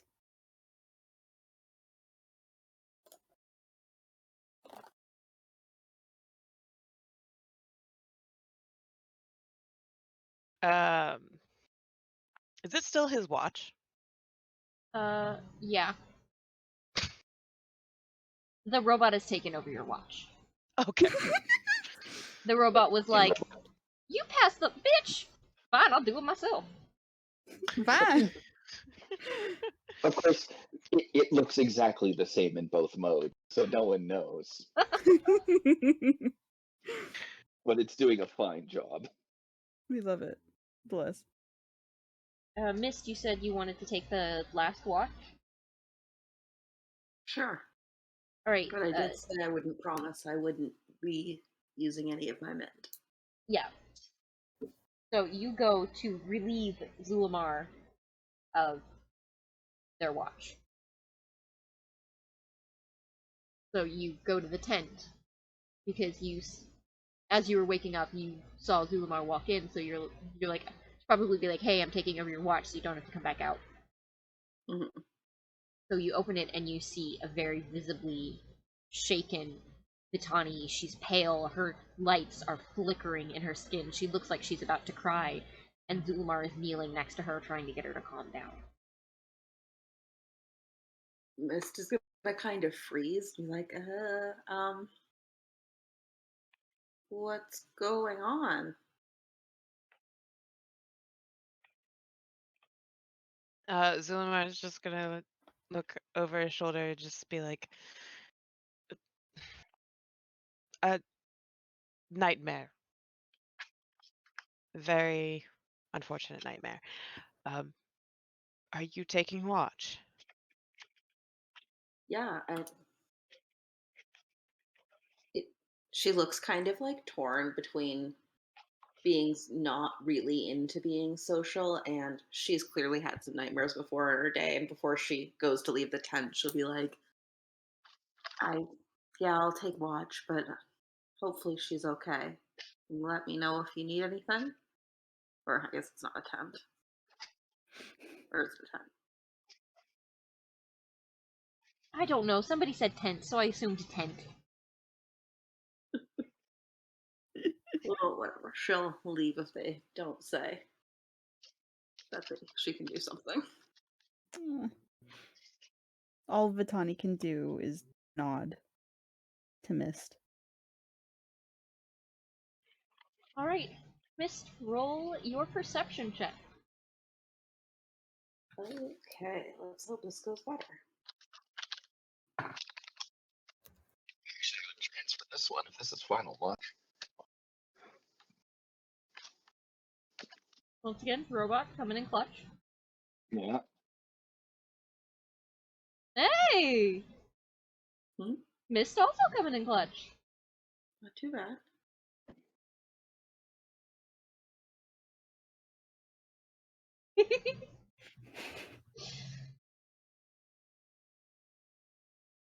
So,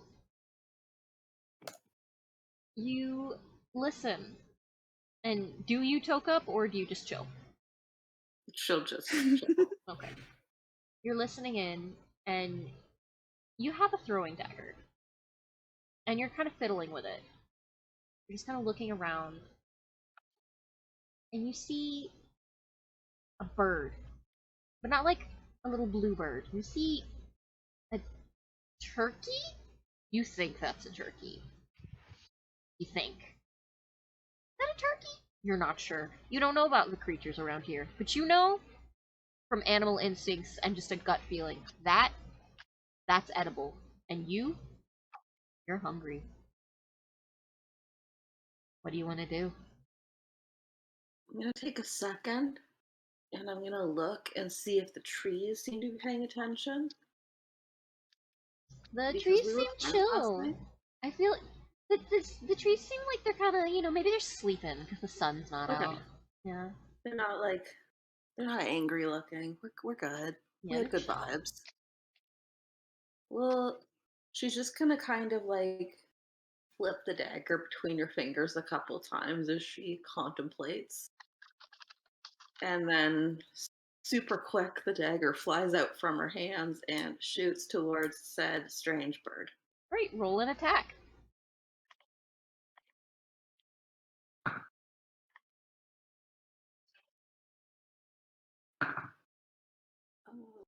I am going to use my inspiration because I rolled an 8. All right.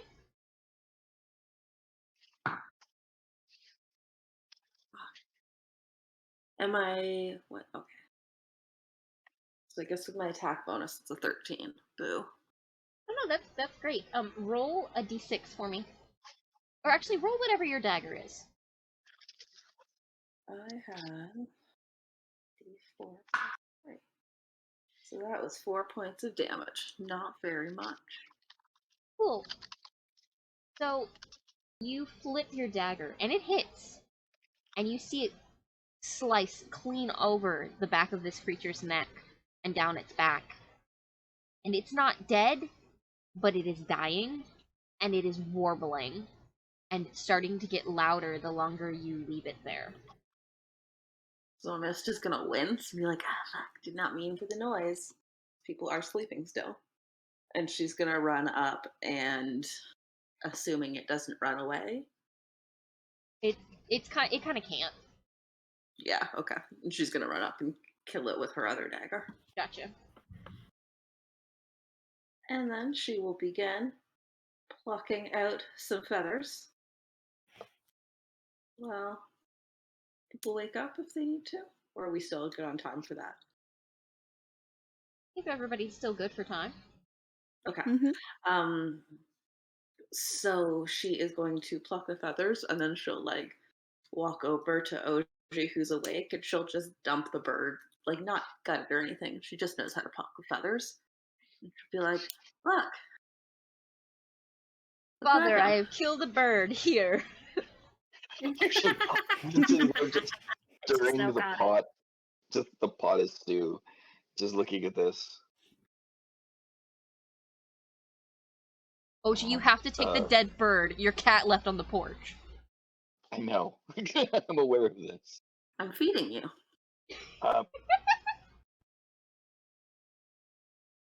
Okay. That will be good for supper tonight. I don't know what it was, but I don't know. Looks like it tastes good. Well, we'll deal with that tonight. Oops. Andrea, come pick this. Get it off my table. It's bleeding everywhere. I have to clean everything. Throws it in the back. Everyone can slowly start waking up at their own pace. So whenever you guys want to come in.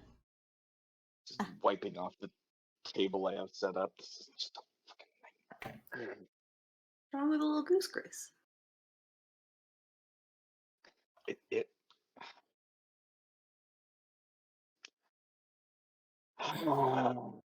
It's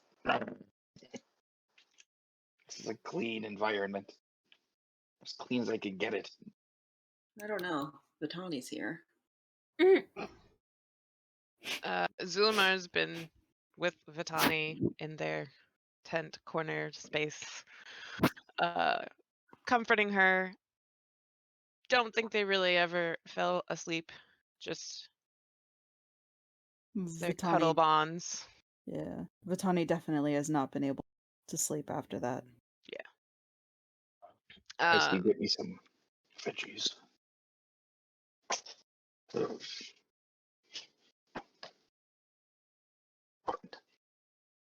He's just gonna like whisper to her, like, "Do you want some food?" And Well, Vitani, shockingly, is going to decline. She has no appetite right now at all. he figured as such, and he's not really all that hungry either. Rhea is going to eat, but going to awkwardly, occasionally, just kind of check.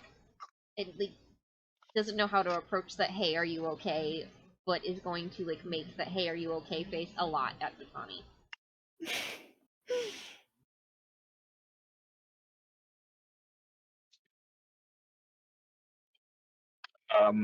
I'm gonna take a couple bowls of the stew and I am just gonna set it before Vitani and eat.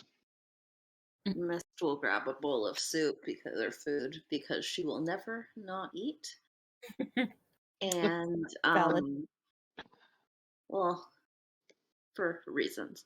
Um, and we'll kind of like look towards Vitani, not wanting to draw too much attention to him, but just kind of like making sure she's not, I don't know, catching on fire.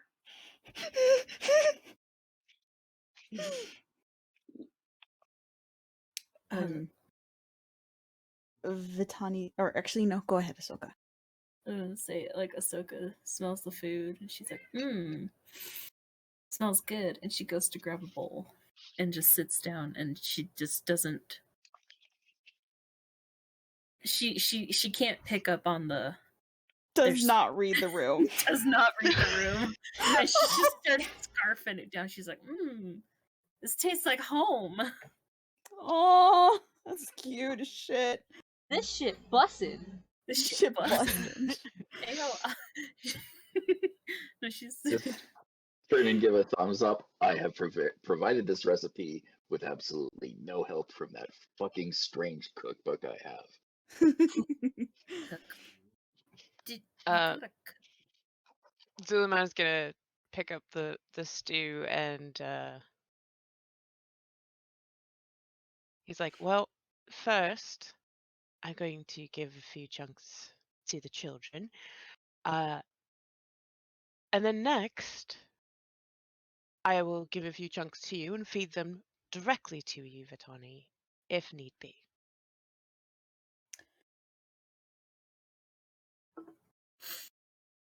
I can feed them. It's fine. She reaches for the bowl she was given and climbs out of the tent to go and find her children. Oh, they were near you. Or are they and- in there? I Yeah, they're figured with they you were guys. close by. They didn't They're leave your with side. us. Yeah, no, they Ah, were like very babies. protective on top of you all night. Like if you so much as shifted, they were like shifting their head on you. You know, like when you get sick and your Aw. cat is just sort of they won't get off of you. Yes. Yeah, they were Or doing one of that. The animals that like nursing homes sense death. Yeah. Well, see, this is Zulimar. Zulimar was literally gonna like hold the bowl, pull some meats out, pop some in one child's mouth, in the other child's mouth, and then turn and be like, "All right, Vitani, your turn." Vitani trying to figure out what to not eat right now.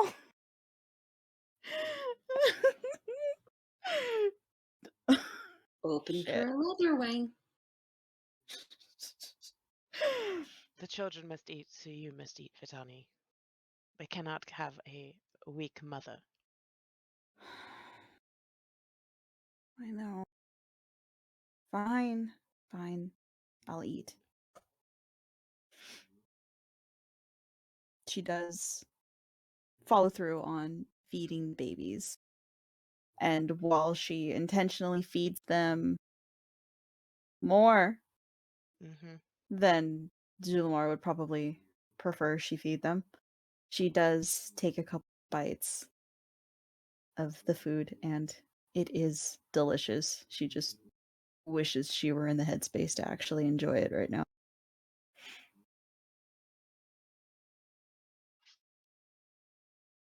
So breakfast goes by. You guys are all you're done cleaning up, you've gathered all your gear, and now you're wondering, where do we go? Which way do we go? What are we meant to be doing? And then you hear laughter in the distance. And clattering. And horse hooves. And people.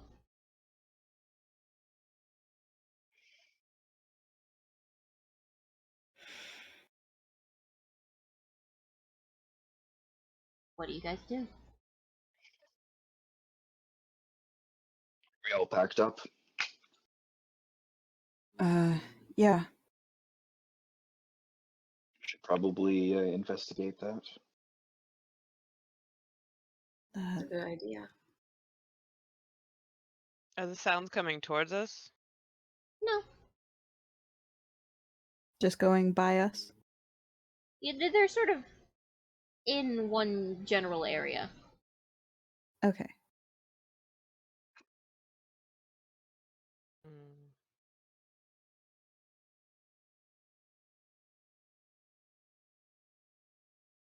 Are you guys heading to it, or?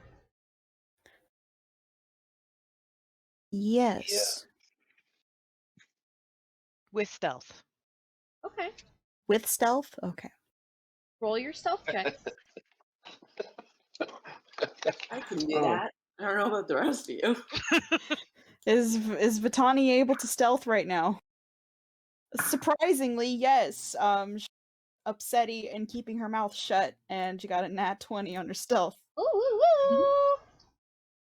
See what you can accomplish when you're quiet. See what you can accomplish when you're depressed. When trauma? I was about to say she became That's invisible via why Hoshi and depression. I were so successful. Yeah, Oh, that's right. Marcus. That's right. That's why we are successful. Depression. Poor Omakis. Oh my god. You know what? No, I should check myself. Omakis, you were gonna be an ass. You were gonna hurt me. I remember you. The smiley face. Still waiting on people, but I know that one of them is away right now.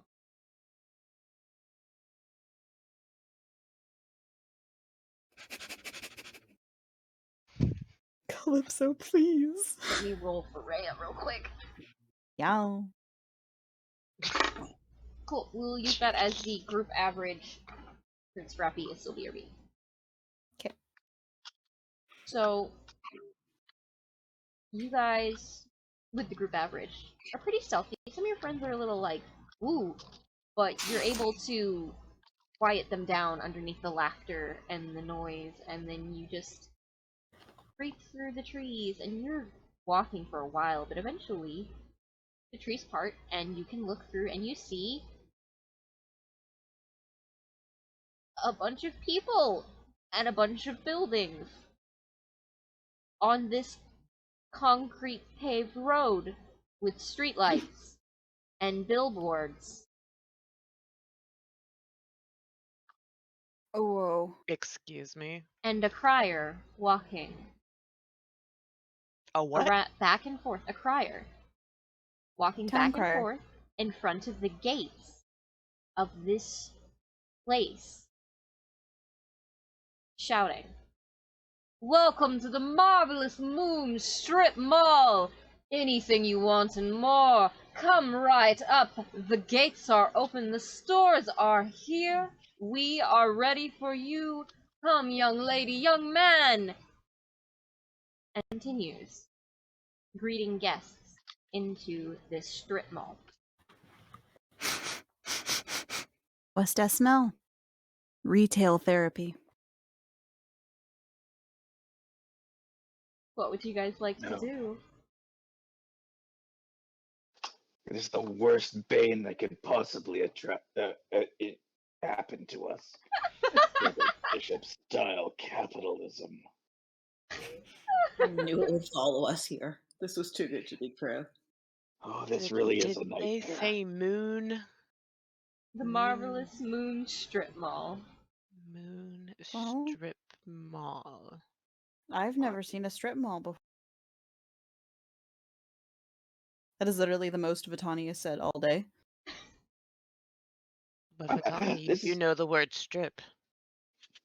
I do. He's trying so hard.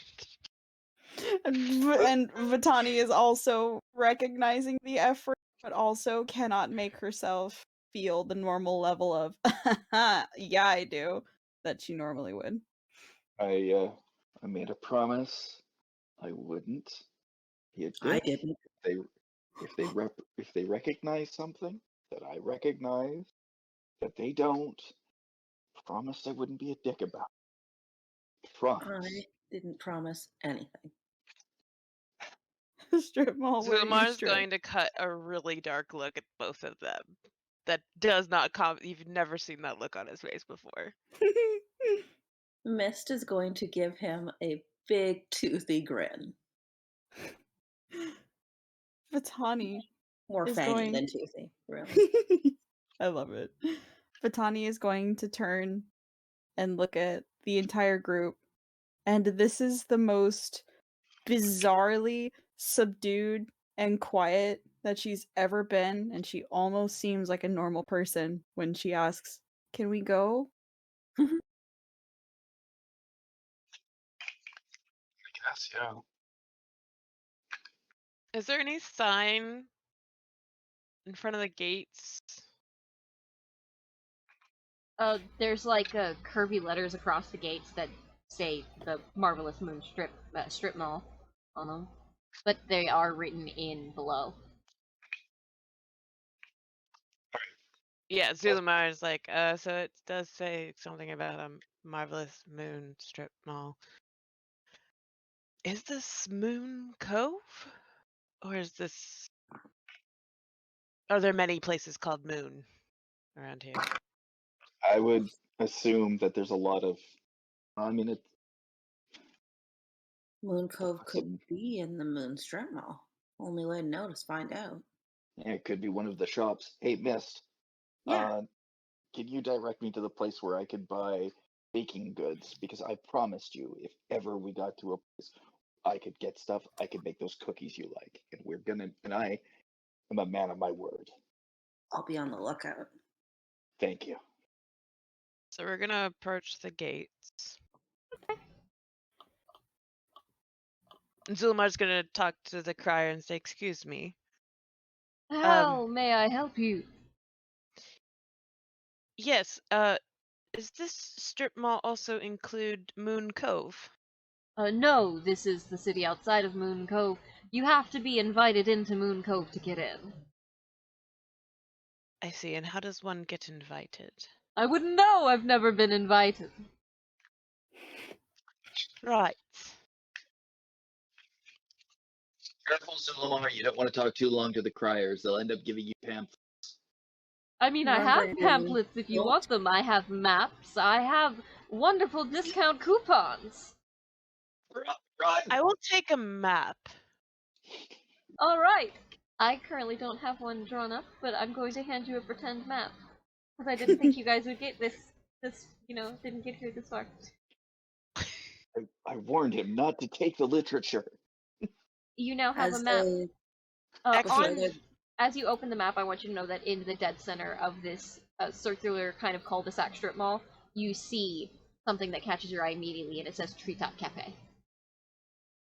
Oh, we need to go there. Wait, where? What? We need to go to the Treetop Cafe. The lady told me. Or whoever. Oh, told yeah. me. Exactly why Someone told me. I I got don't know. I was the told map. Augie. Before Look. they go too far, though, Mist is going to look at them and be like, remember, don't take anything from anyone. They're just going to want your money. No roses. If they see that you're from somewhere else, they're gonna start marking everything up. You gotta act like you belong here, and like you Zulamar's gotta. gonna turn to the crier and say, "Thank you." You're welcome. Hopefully you can buy some new clothes. Those are kind of drab. And he goes back to shouting at the people that are walking through. I want all of you to make a... Tell me what your passive perceptions are.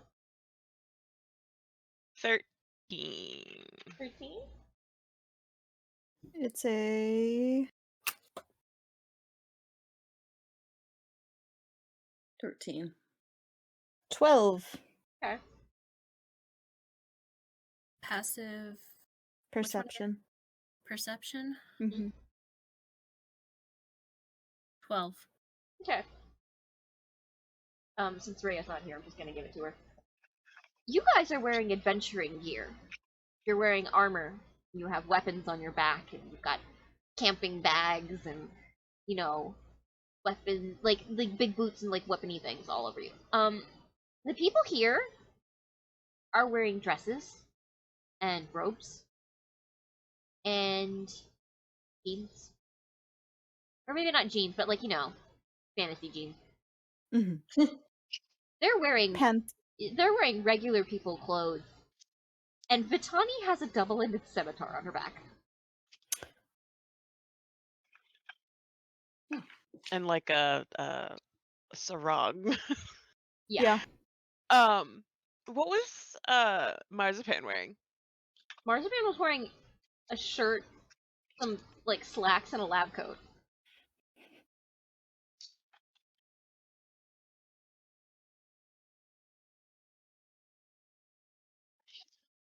And Zulamar's just gonna look as they pass through this gate and go, perhaps we should start trying to blend in. He did say that our attire's drab. Not certain what that meant. But it didn't sound like a good thing.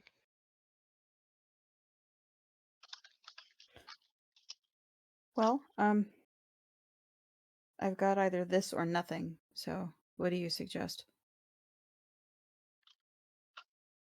I suppose those of us with more knowledge of things called strip malls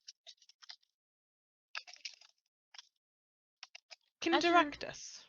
As you're walking, you smell a gorgeous amount of foods, things from like something deep fried to something roasted meat. You smell sweets and sugar and icing and caramel.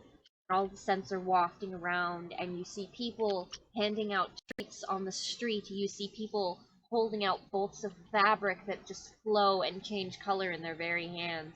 You see racks full of different colors of clothing, and people are thumbing through them outside of buildings, inside of buildings. Doors are open, and the more you walk, the more you realize that there's shade where you're standing. And as you look up, you realize that the shade is coming from the giant fucking tree that just sort of appeared as you walked one step. If you take a step back, it's not there. You take another step, it is. And you see in big, bold letters in the below language, right above this treehouse, in the middle of this giant fucking tree, Treetop Cafe. And around the tree are these beautiful steps that wind down to the ground. I Is recognize the streets that. that we're walking through like busy, like bustling into people busy? It's starting to get busy because people are just now being like, oh, we've woken up, we want to do some shopping. What is the chance of misrolling a sleight of hand to try and grab someone's wallet? Depends on how high you roll. Well, you do see people that have like purses and like bulging pockets and things like that. So okay.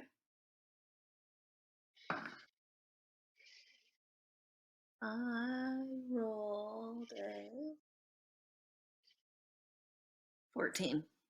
14? Alright, I'm gonna roll in opposition. And I'm going to let anyone know that if you have an inspiration and I roll something really high and you want me to re-roll it, you know that you are allowed to use your inspiration against me, right? Okay. Okay, cool. I feel like I've stated that and I feel like people have forgotten that. Alright, you're good because I rolled an 8. Would you like to have pickpocketed a man, woman, or a non-binary hoe? She will have picked out a man with large pockets, or a man that seemed like a fancy man, we'll say. You're walking by. She knows how to pick her targets. You're walking by, and this man is looking through a rack, probably for one of his dozens of sugar babies, trying to buy something that he obviously thinks is going to impress them, and you just go up to the rack as well, and you smile at him, and you're flipping through, and you get close, and you bump into him, and you go, oh, I'm sorry, and as one hand goes up to wave and go, oh, I'm sorry, the other reaches down, pulls his wallet out of his pocket, and he goes, oh, no problem, and continues going back through the rack. And you continue for a little while, too, and then eventually back off and go back to the group, and you now have a wallet. It's in my wallet. What's in the wallet? You open it, there's an ID, and there are these clear bills. There's a plastic card. So there's 5 clear bills and a plastic card. The bills, by the way, don't have numbers on them, they're just colors. So you have 2 blue, 1 green, and then 2 red. Sorry, can you repeat the colors again? 2 blue, 1 green, 2 red. Cool. And the plastic card has a little silver rectangle on it, and then a black strip on the back. Nice. I am going to pop that in one of my pockets that is a little more secure and give Oshi a big old shit-eating grin. You guys ready to go inside? Did you find where we could buy the bake stuff? Well, I don't know. The Treetop Cafe. We have to go here. Zulma says, I'd like to go here. It's the only thing I hear I vaguely recognize. The clothing Mist shop or is the walking cafe? built up the into a tree. stairs. A building built into a tree. Come on, Zulamar, let's go. They'll catch up.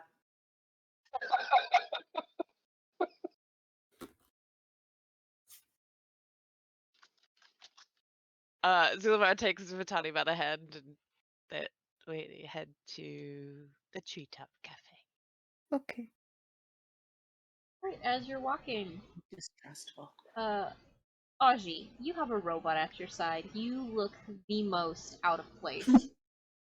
Yeah, but I'm used to that. Yeah, you know how you were saying if they think that you aren't from around here, they're gonna hawk the prices up? Yep. You're also the one that's getting not catcalled, but market called the most often. That's. I'm not here to buy shit. Doesn't stop That's it from fine. happening, but that's Oh, what's yeah. happening. Is everyone following us? I'm assuming, are you guys following? I am being led, so yes. Alright. So, you go through the crowd, that isn't really a crowd, it's just a couple of people at the moment, and you get to the bottom of the stairs that lead upward. One of them is a gate that says exit, and the other one says enter, and the enter one is currently open. And there's a little bell on the sort of handle of the gate. And it goes up and up, so would you like to go up the stairs? Yes. Alright, Yeah. you head up, and it takes a while, because it is a very big tree. But there are little platforms, so you can look out and look over the area, and you see the strip mall in all of its white building and small food stand glory, and then you see the forest that surrounds you, and the rolling hills, and the sky, and the clouds, and you see mountains in the distance, and you see an ocean, and you see sand just forever in another direction, and it's beautiful, and it's breathtaking, and like a fairy tale. And then you get to the top, and the cafe doors are wide open, and Can we see Moon Cove in the distance at all? you wouldn't know what you're looking for Moon Cove. Or rather, like, do we see anything No, you don't see anything outside of the coop? Mist, Yeah. do you remember who you needed to ask for?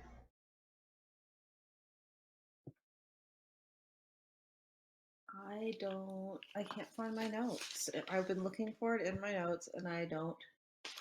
Do you remember who? I know who you needed to ask for. Zulamar knows. So, weren't we supposed to Oh, be here we looking go. for sugar? Ask for yogurt. Oh. Sorry, didn't mean to interrupt you. And Mist, you have to ask for yogurt. So Earlier than I thought it was. you remember that, but as you walk in, before you can fully walk inside, a little girl bumps into you. But she's not a human girl. She's not an elven girl or a tiefling girl or a genasi or anything like you've seen before, except for she's exactly like you've seen before because she's a tabaxi. But not. Huh? Because she has wings coming out of her back. And she Mhm. looks up at you, and her ears flick, and she smiles. Hi. Hi. What's your name? I'm Cranberry. Hi, Cranberry. What's your name? Miss. Hi, I'm Miss. Miss. That's a pretty name. Do you work here? Oh no. Maybe one day. Do you know someone who does work here, or Um, do you know this place? oh, I come here a lot. The lady, the orc lady, she does the counter thing, and she points toward the front counter, and then you hear a woman go, "Gran, stop talking to strangers. I'm so sorry. I'm so sorry." And a woman, Mist, that is as tall as you, who is also a tabaxi, only wings coming out of her back, walks over and she ruffles the hair on her daughter's head. And I'm so sorry. She does this all the time. She just loves talking to strangers.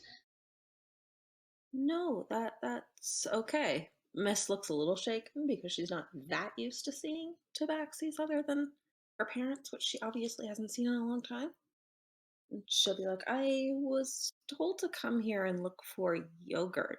Does that mean anything to you? The mother will nod a little bit. She says, "Yogurt runs? This, but she's right there." And she points again to the orc lady behind the cash register till area. She's currently looking at the till itself, like counting something on it. Question. Hmm? Are these wings furred, feathered, or leathery? They're feathered. Okay. Weird.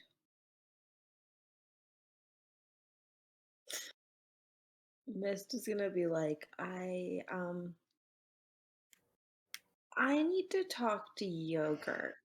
She's clearly a little uncomfortable, not sure how to handle it, thinking she should probably warn Augie, but is also more excited about figuring out this yogurt scenario. The mother's gonna nod and just go, "You can go talk to her, honey. I don't work here." Augie, actually, you can tell he's nervous about something. And he's Zulima is going trying to. not to look nervous about something, but he's very bad at not looking nervous. Oh, jeez. Zulima is going to just swing an arm over across Miss' shoulders and be like, "Thank you so much." I kind of nudge her to continue moving so they can all not be standing in the doorway and push her You towards know, entering. cats, like, when you go to pet their backs, they, like, arch down low and slink away. Yep. Yeah. She does that action to, like, get out from his arm and be like, yeah, good. And before their arm touches her, she's, like, on her way over to Yep. the front desk.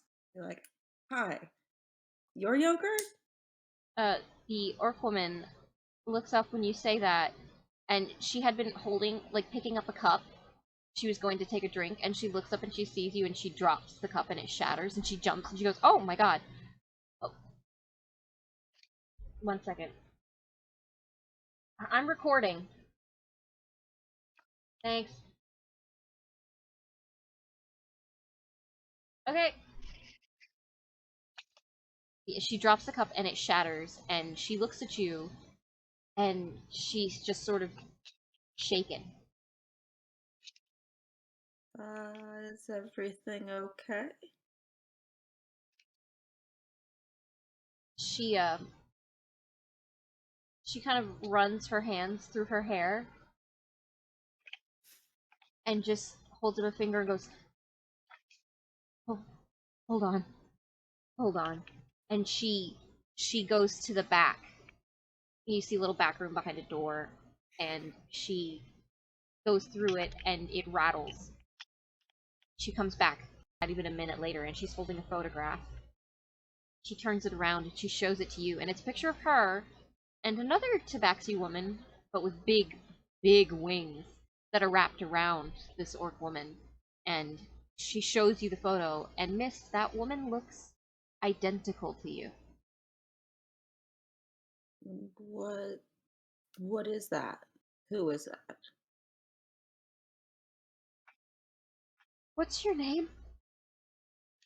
Morning Mist? What's your last name? My name is Morning Mist. Hey. You look just like my wife. wife. She disappeared. Years ago. You look like my wife. Why do you look identical to my wife? Hang on. Hang on. I don't know. Your wife. She shows you the picture. Does that look similar to Miss Mom, who I would know? I would know who this person. Yeah, but not. Looks.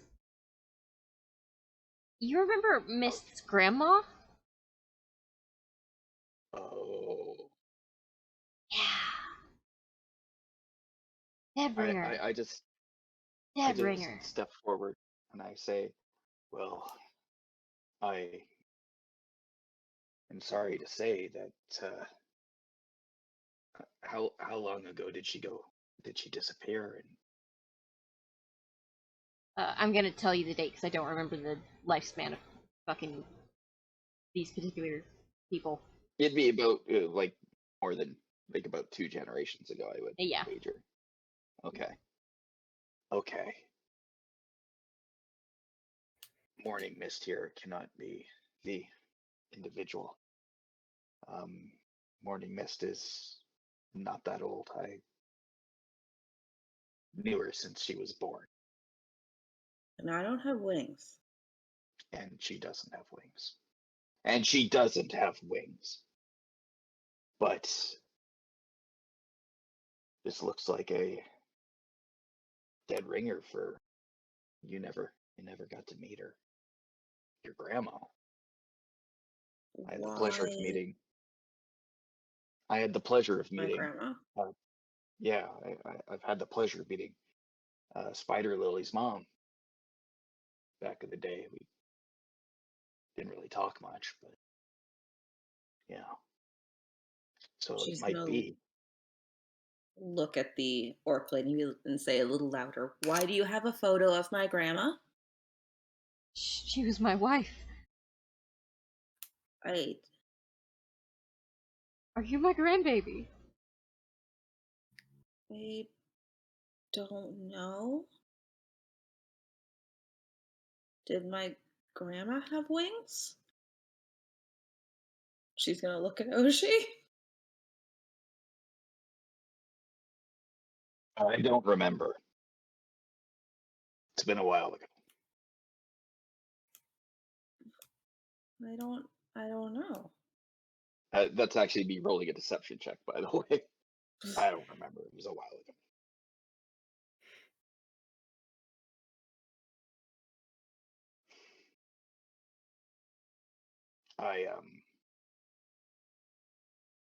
It could just be a coincidence. Yeah. If you want to contest his deception, you can. Yeah, absolutely. That's why I made the roll.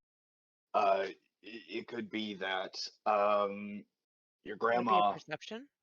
had. No, it would be insight. Your grandma might have had a cousin or a brother or someone from the family who came down below, or some ancestor in the past. It's been known to happen. And She's gonna kind of like take a guess. second and look at Okay. Augie. Sorry, go on. No, you go on. You go on. And look back at the picture and kind of do that like back and forth. And she'll kind of look at him and squint. And I am going to roll that insight check. You can get advantage for this. I will If take you know me too well. Yeah, you do know him too well. You can have Elves advantage. should have great memory, right? Augie has great memory. Yes. 16. Okay. Oh yeah. He's Augie's lying lying. out his ass. Yeah. And she's just gonna kind of like her face gets a little more stern than it usually is. And she's gonna say like, "Why are you lying to me?" Just this dead pause.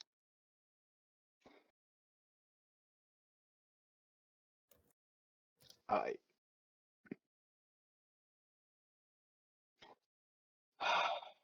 I made a promise, and I keep my promises. You made a promise to lie to me? Yeah, Who made you promise that? Who would make you promise that? the only one who could make me say such a promise. Why would she make you promise that?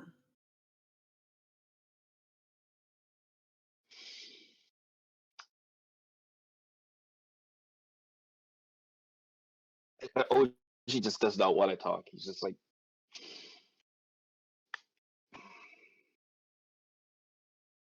I never want to lie to you, right? Then don't.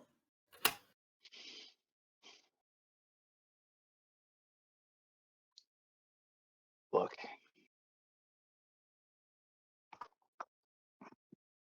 let's find a place to sit down. If you want to have a talk, we can have a talk.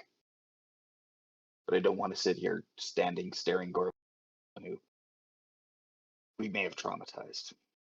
Sorry, Yogurt. Fine. She'll just kind of like nod and You- quietly follow him if you he can leads use- off. You can use my back room if you need to. Thank you.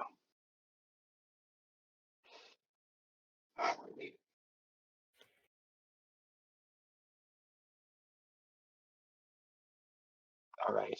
So I knew. I always knew. I knew about the wings. Why would you keep that secret?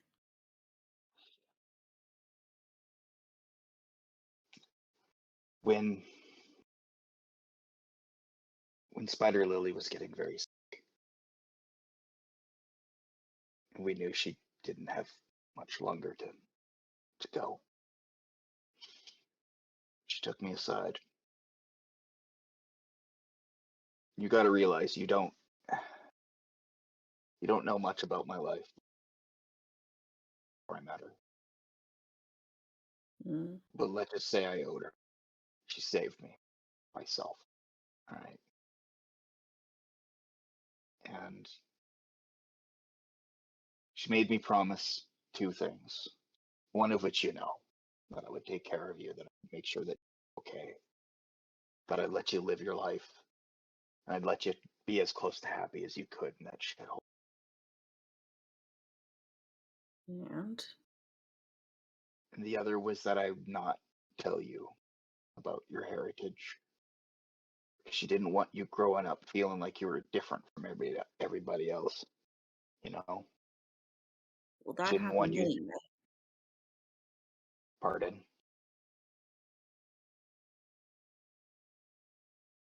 I mean, maybe then I would have known part of why I was so different from everyone else.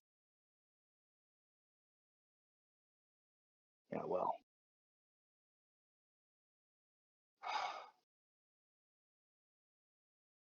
Look, I got in the habit of not telling you. And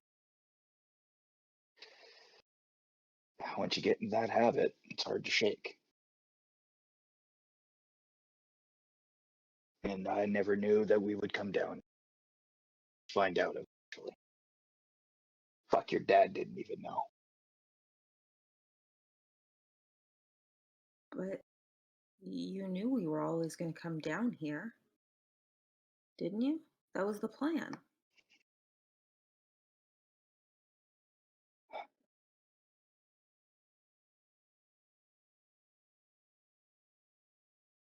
Look, I can't say. I'm not good at this.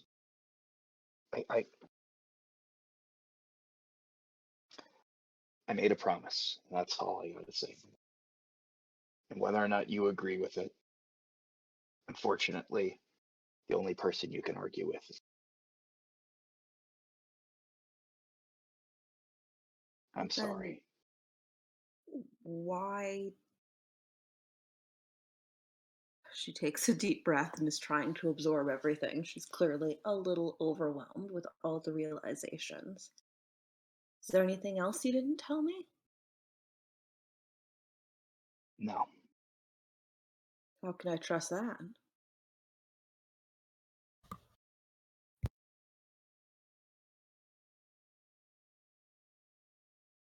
Because your mom did something to make sure that when the time came, it wouldn't die with me, this secret. She wrote a letter to me and to you. It's right here in my pocket. I've kept it with me this entire time. If I die, you're to take the letter and you're to read it. And you'll know the truth. And you know I was. That's all I've been lying to you about. Got no reason to lie to you about anything else. Can I have the letter?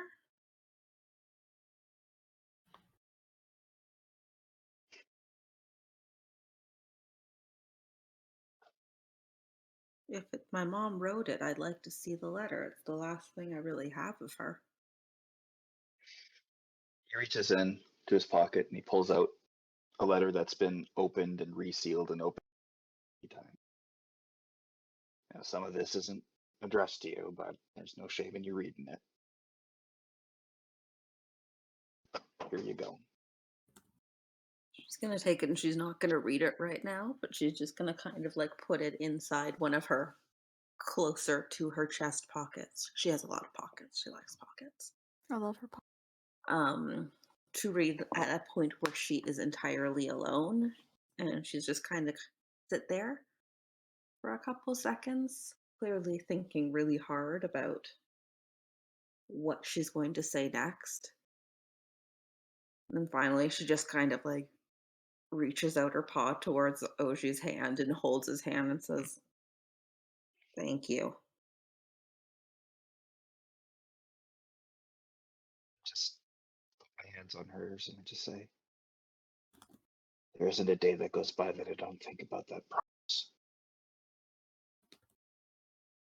There isn't a day that doesn't go by that I don't think about her. You do realize we need to figure out why this lady has, or why this person has a picture of my grandma, though, right? Do you know that? Yeah. No, that is actually the next step. He just stop as soon as you say that, he snaps out of his grief. He's back in the now. It's like, I thought that people weren't able to come from down below. I have a lot more questions than I had this morning when we woke up. Yeah, me too. Oh, and Mest, maybe one day we'll talk about why it came down. Besides to be with you. I'd like us not to have any more secrets. No, it's not a secret. It's just didn't want to bother with you with it is all. It's before your time. I feel like it's probably best for everyone if we know what's going on. Yeah. Sorry. I forgive you. But I still want those cookies. The cookies were never, ever anything but a certainty. I made a promise. And I just like tussle her hair. She'll kind of give him a little, in spite of herself, smile and a little duck of her head nod. Okay. Then, all right. Also, by the way, I know you did some shit. Well, they said we didn't have any money, and I thought if we're coming to a cafe, No. You don't need to tell me what you did. And he but just she's like, gonna like before he even says that, she's gonna pull out the card and be like, "But look at this." wow, you must have gotten some legal employment, and I am very proud of you as a No, isn't caregiver. there a card that looks like a credit card sort of thing with a I chip in it? guess. I guess. Sorry, out I of don't know. character, I'm asking that to Sona. Yeah. Should have It clarified. looks like a credit card with a chip. Yeah, because she's gonna like point at the chip in it and be like, "No, isn't that like, I don't know, what is that?" Hang And on. she'll hand it to him and like push it up into his face. He's like, hang on. Put it on the table. Put it on the table. And then he reaches into his pocket, slaps the little add-on thing to his skull, and turns it. and he casts Identify on it because he can do that. What is this? Scanning. This is a piece of plastic with a little metal detector on it, and a little black strip that has a code embedded in the black ink, and it is connected to a bank account. And in that bank account is an unspecified amount of money. That's okay. All right. I get this. So, you know how some of the banks would put out paper banknotes, yes? And they'd be like, you could trade them in for coin. Right. And she pulls those out of the wallet as well, and she'll slap those on the table like this. Nice. Anyways, this is kind of like that, except it has this little magic code on it, and it can be used to access it thaumaturgically. This is a Oh. cantrip for money. Well, I like that. Money cantrips. Yeah, that's that's very well done, and you're completely legal. And she's gonna kind of like tap it and give him a little shit-eating grin and be like, I bet people would be really confused about this. And then just kind of snicker and put it back in her pocket. Oh, I think they'd be confused about these banknotes too. Well done. But I promised I would not be smug about it. You're going to have to Fine. be smug for the both of us. I'll try and behave once. Let's go. We've got an awkward meeting with an orc to go through. Okay. So, you two, having finished your very serious and very heartfelt conversation, where you completely skipped the "what is mist" punchline, walk back into the cafe, you face yogurt, and have a very serious conversation. And that, my friends, is where we are going to end the session for tonight. Wow. Alright, I'm going to stop the recording in 3, 2, 1.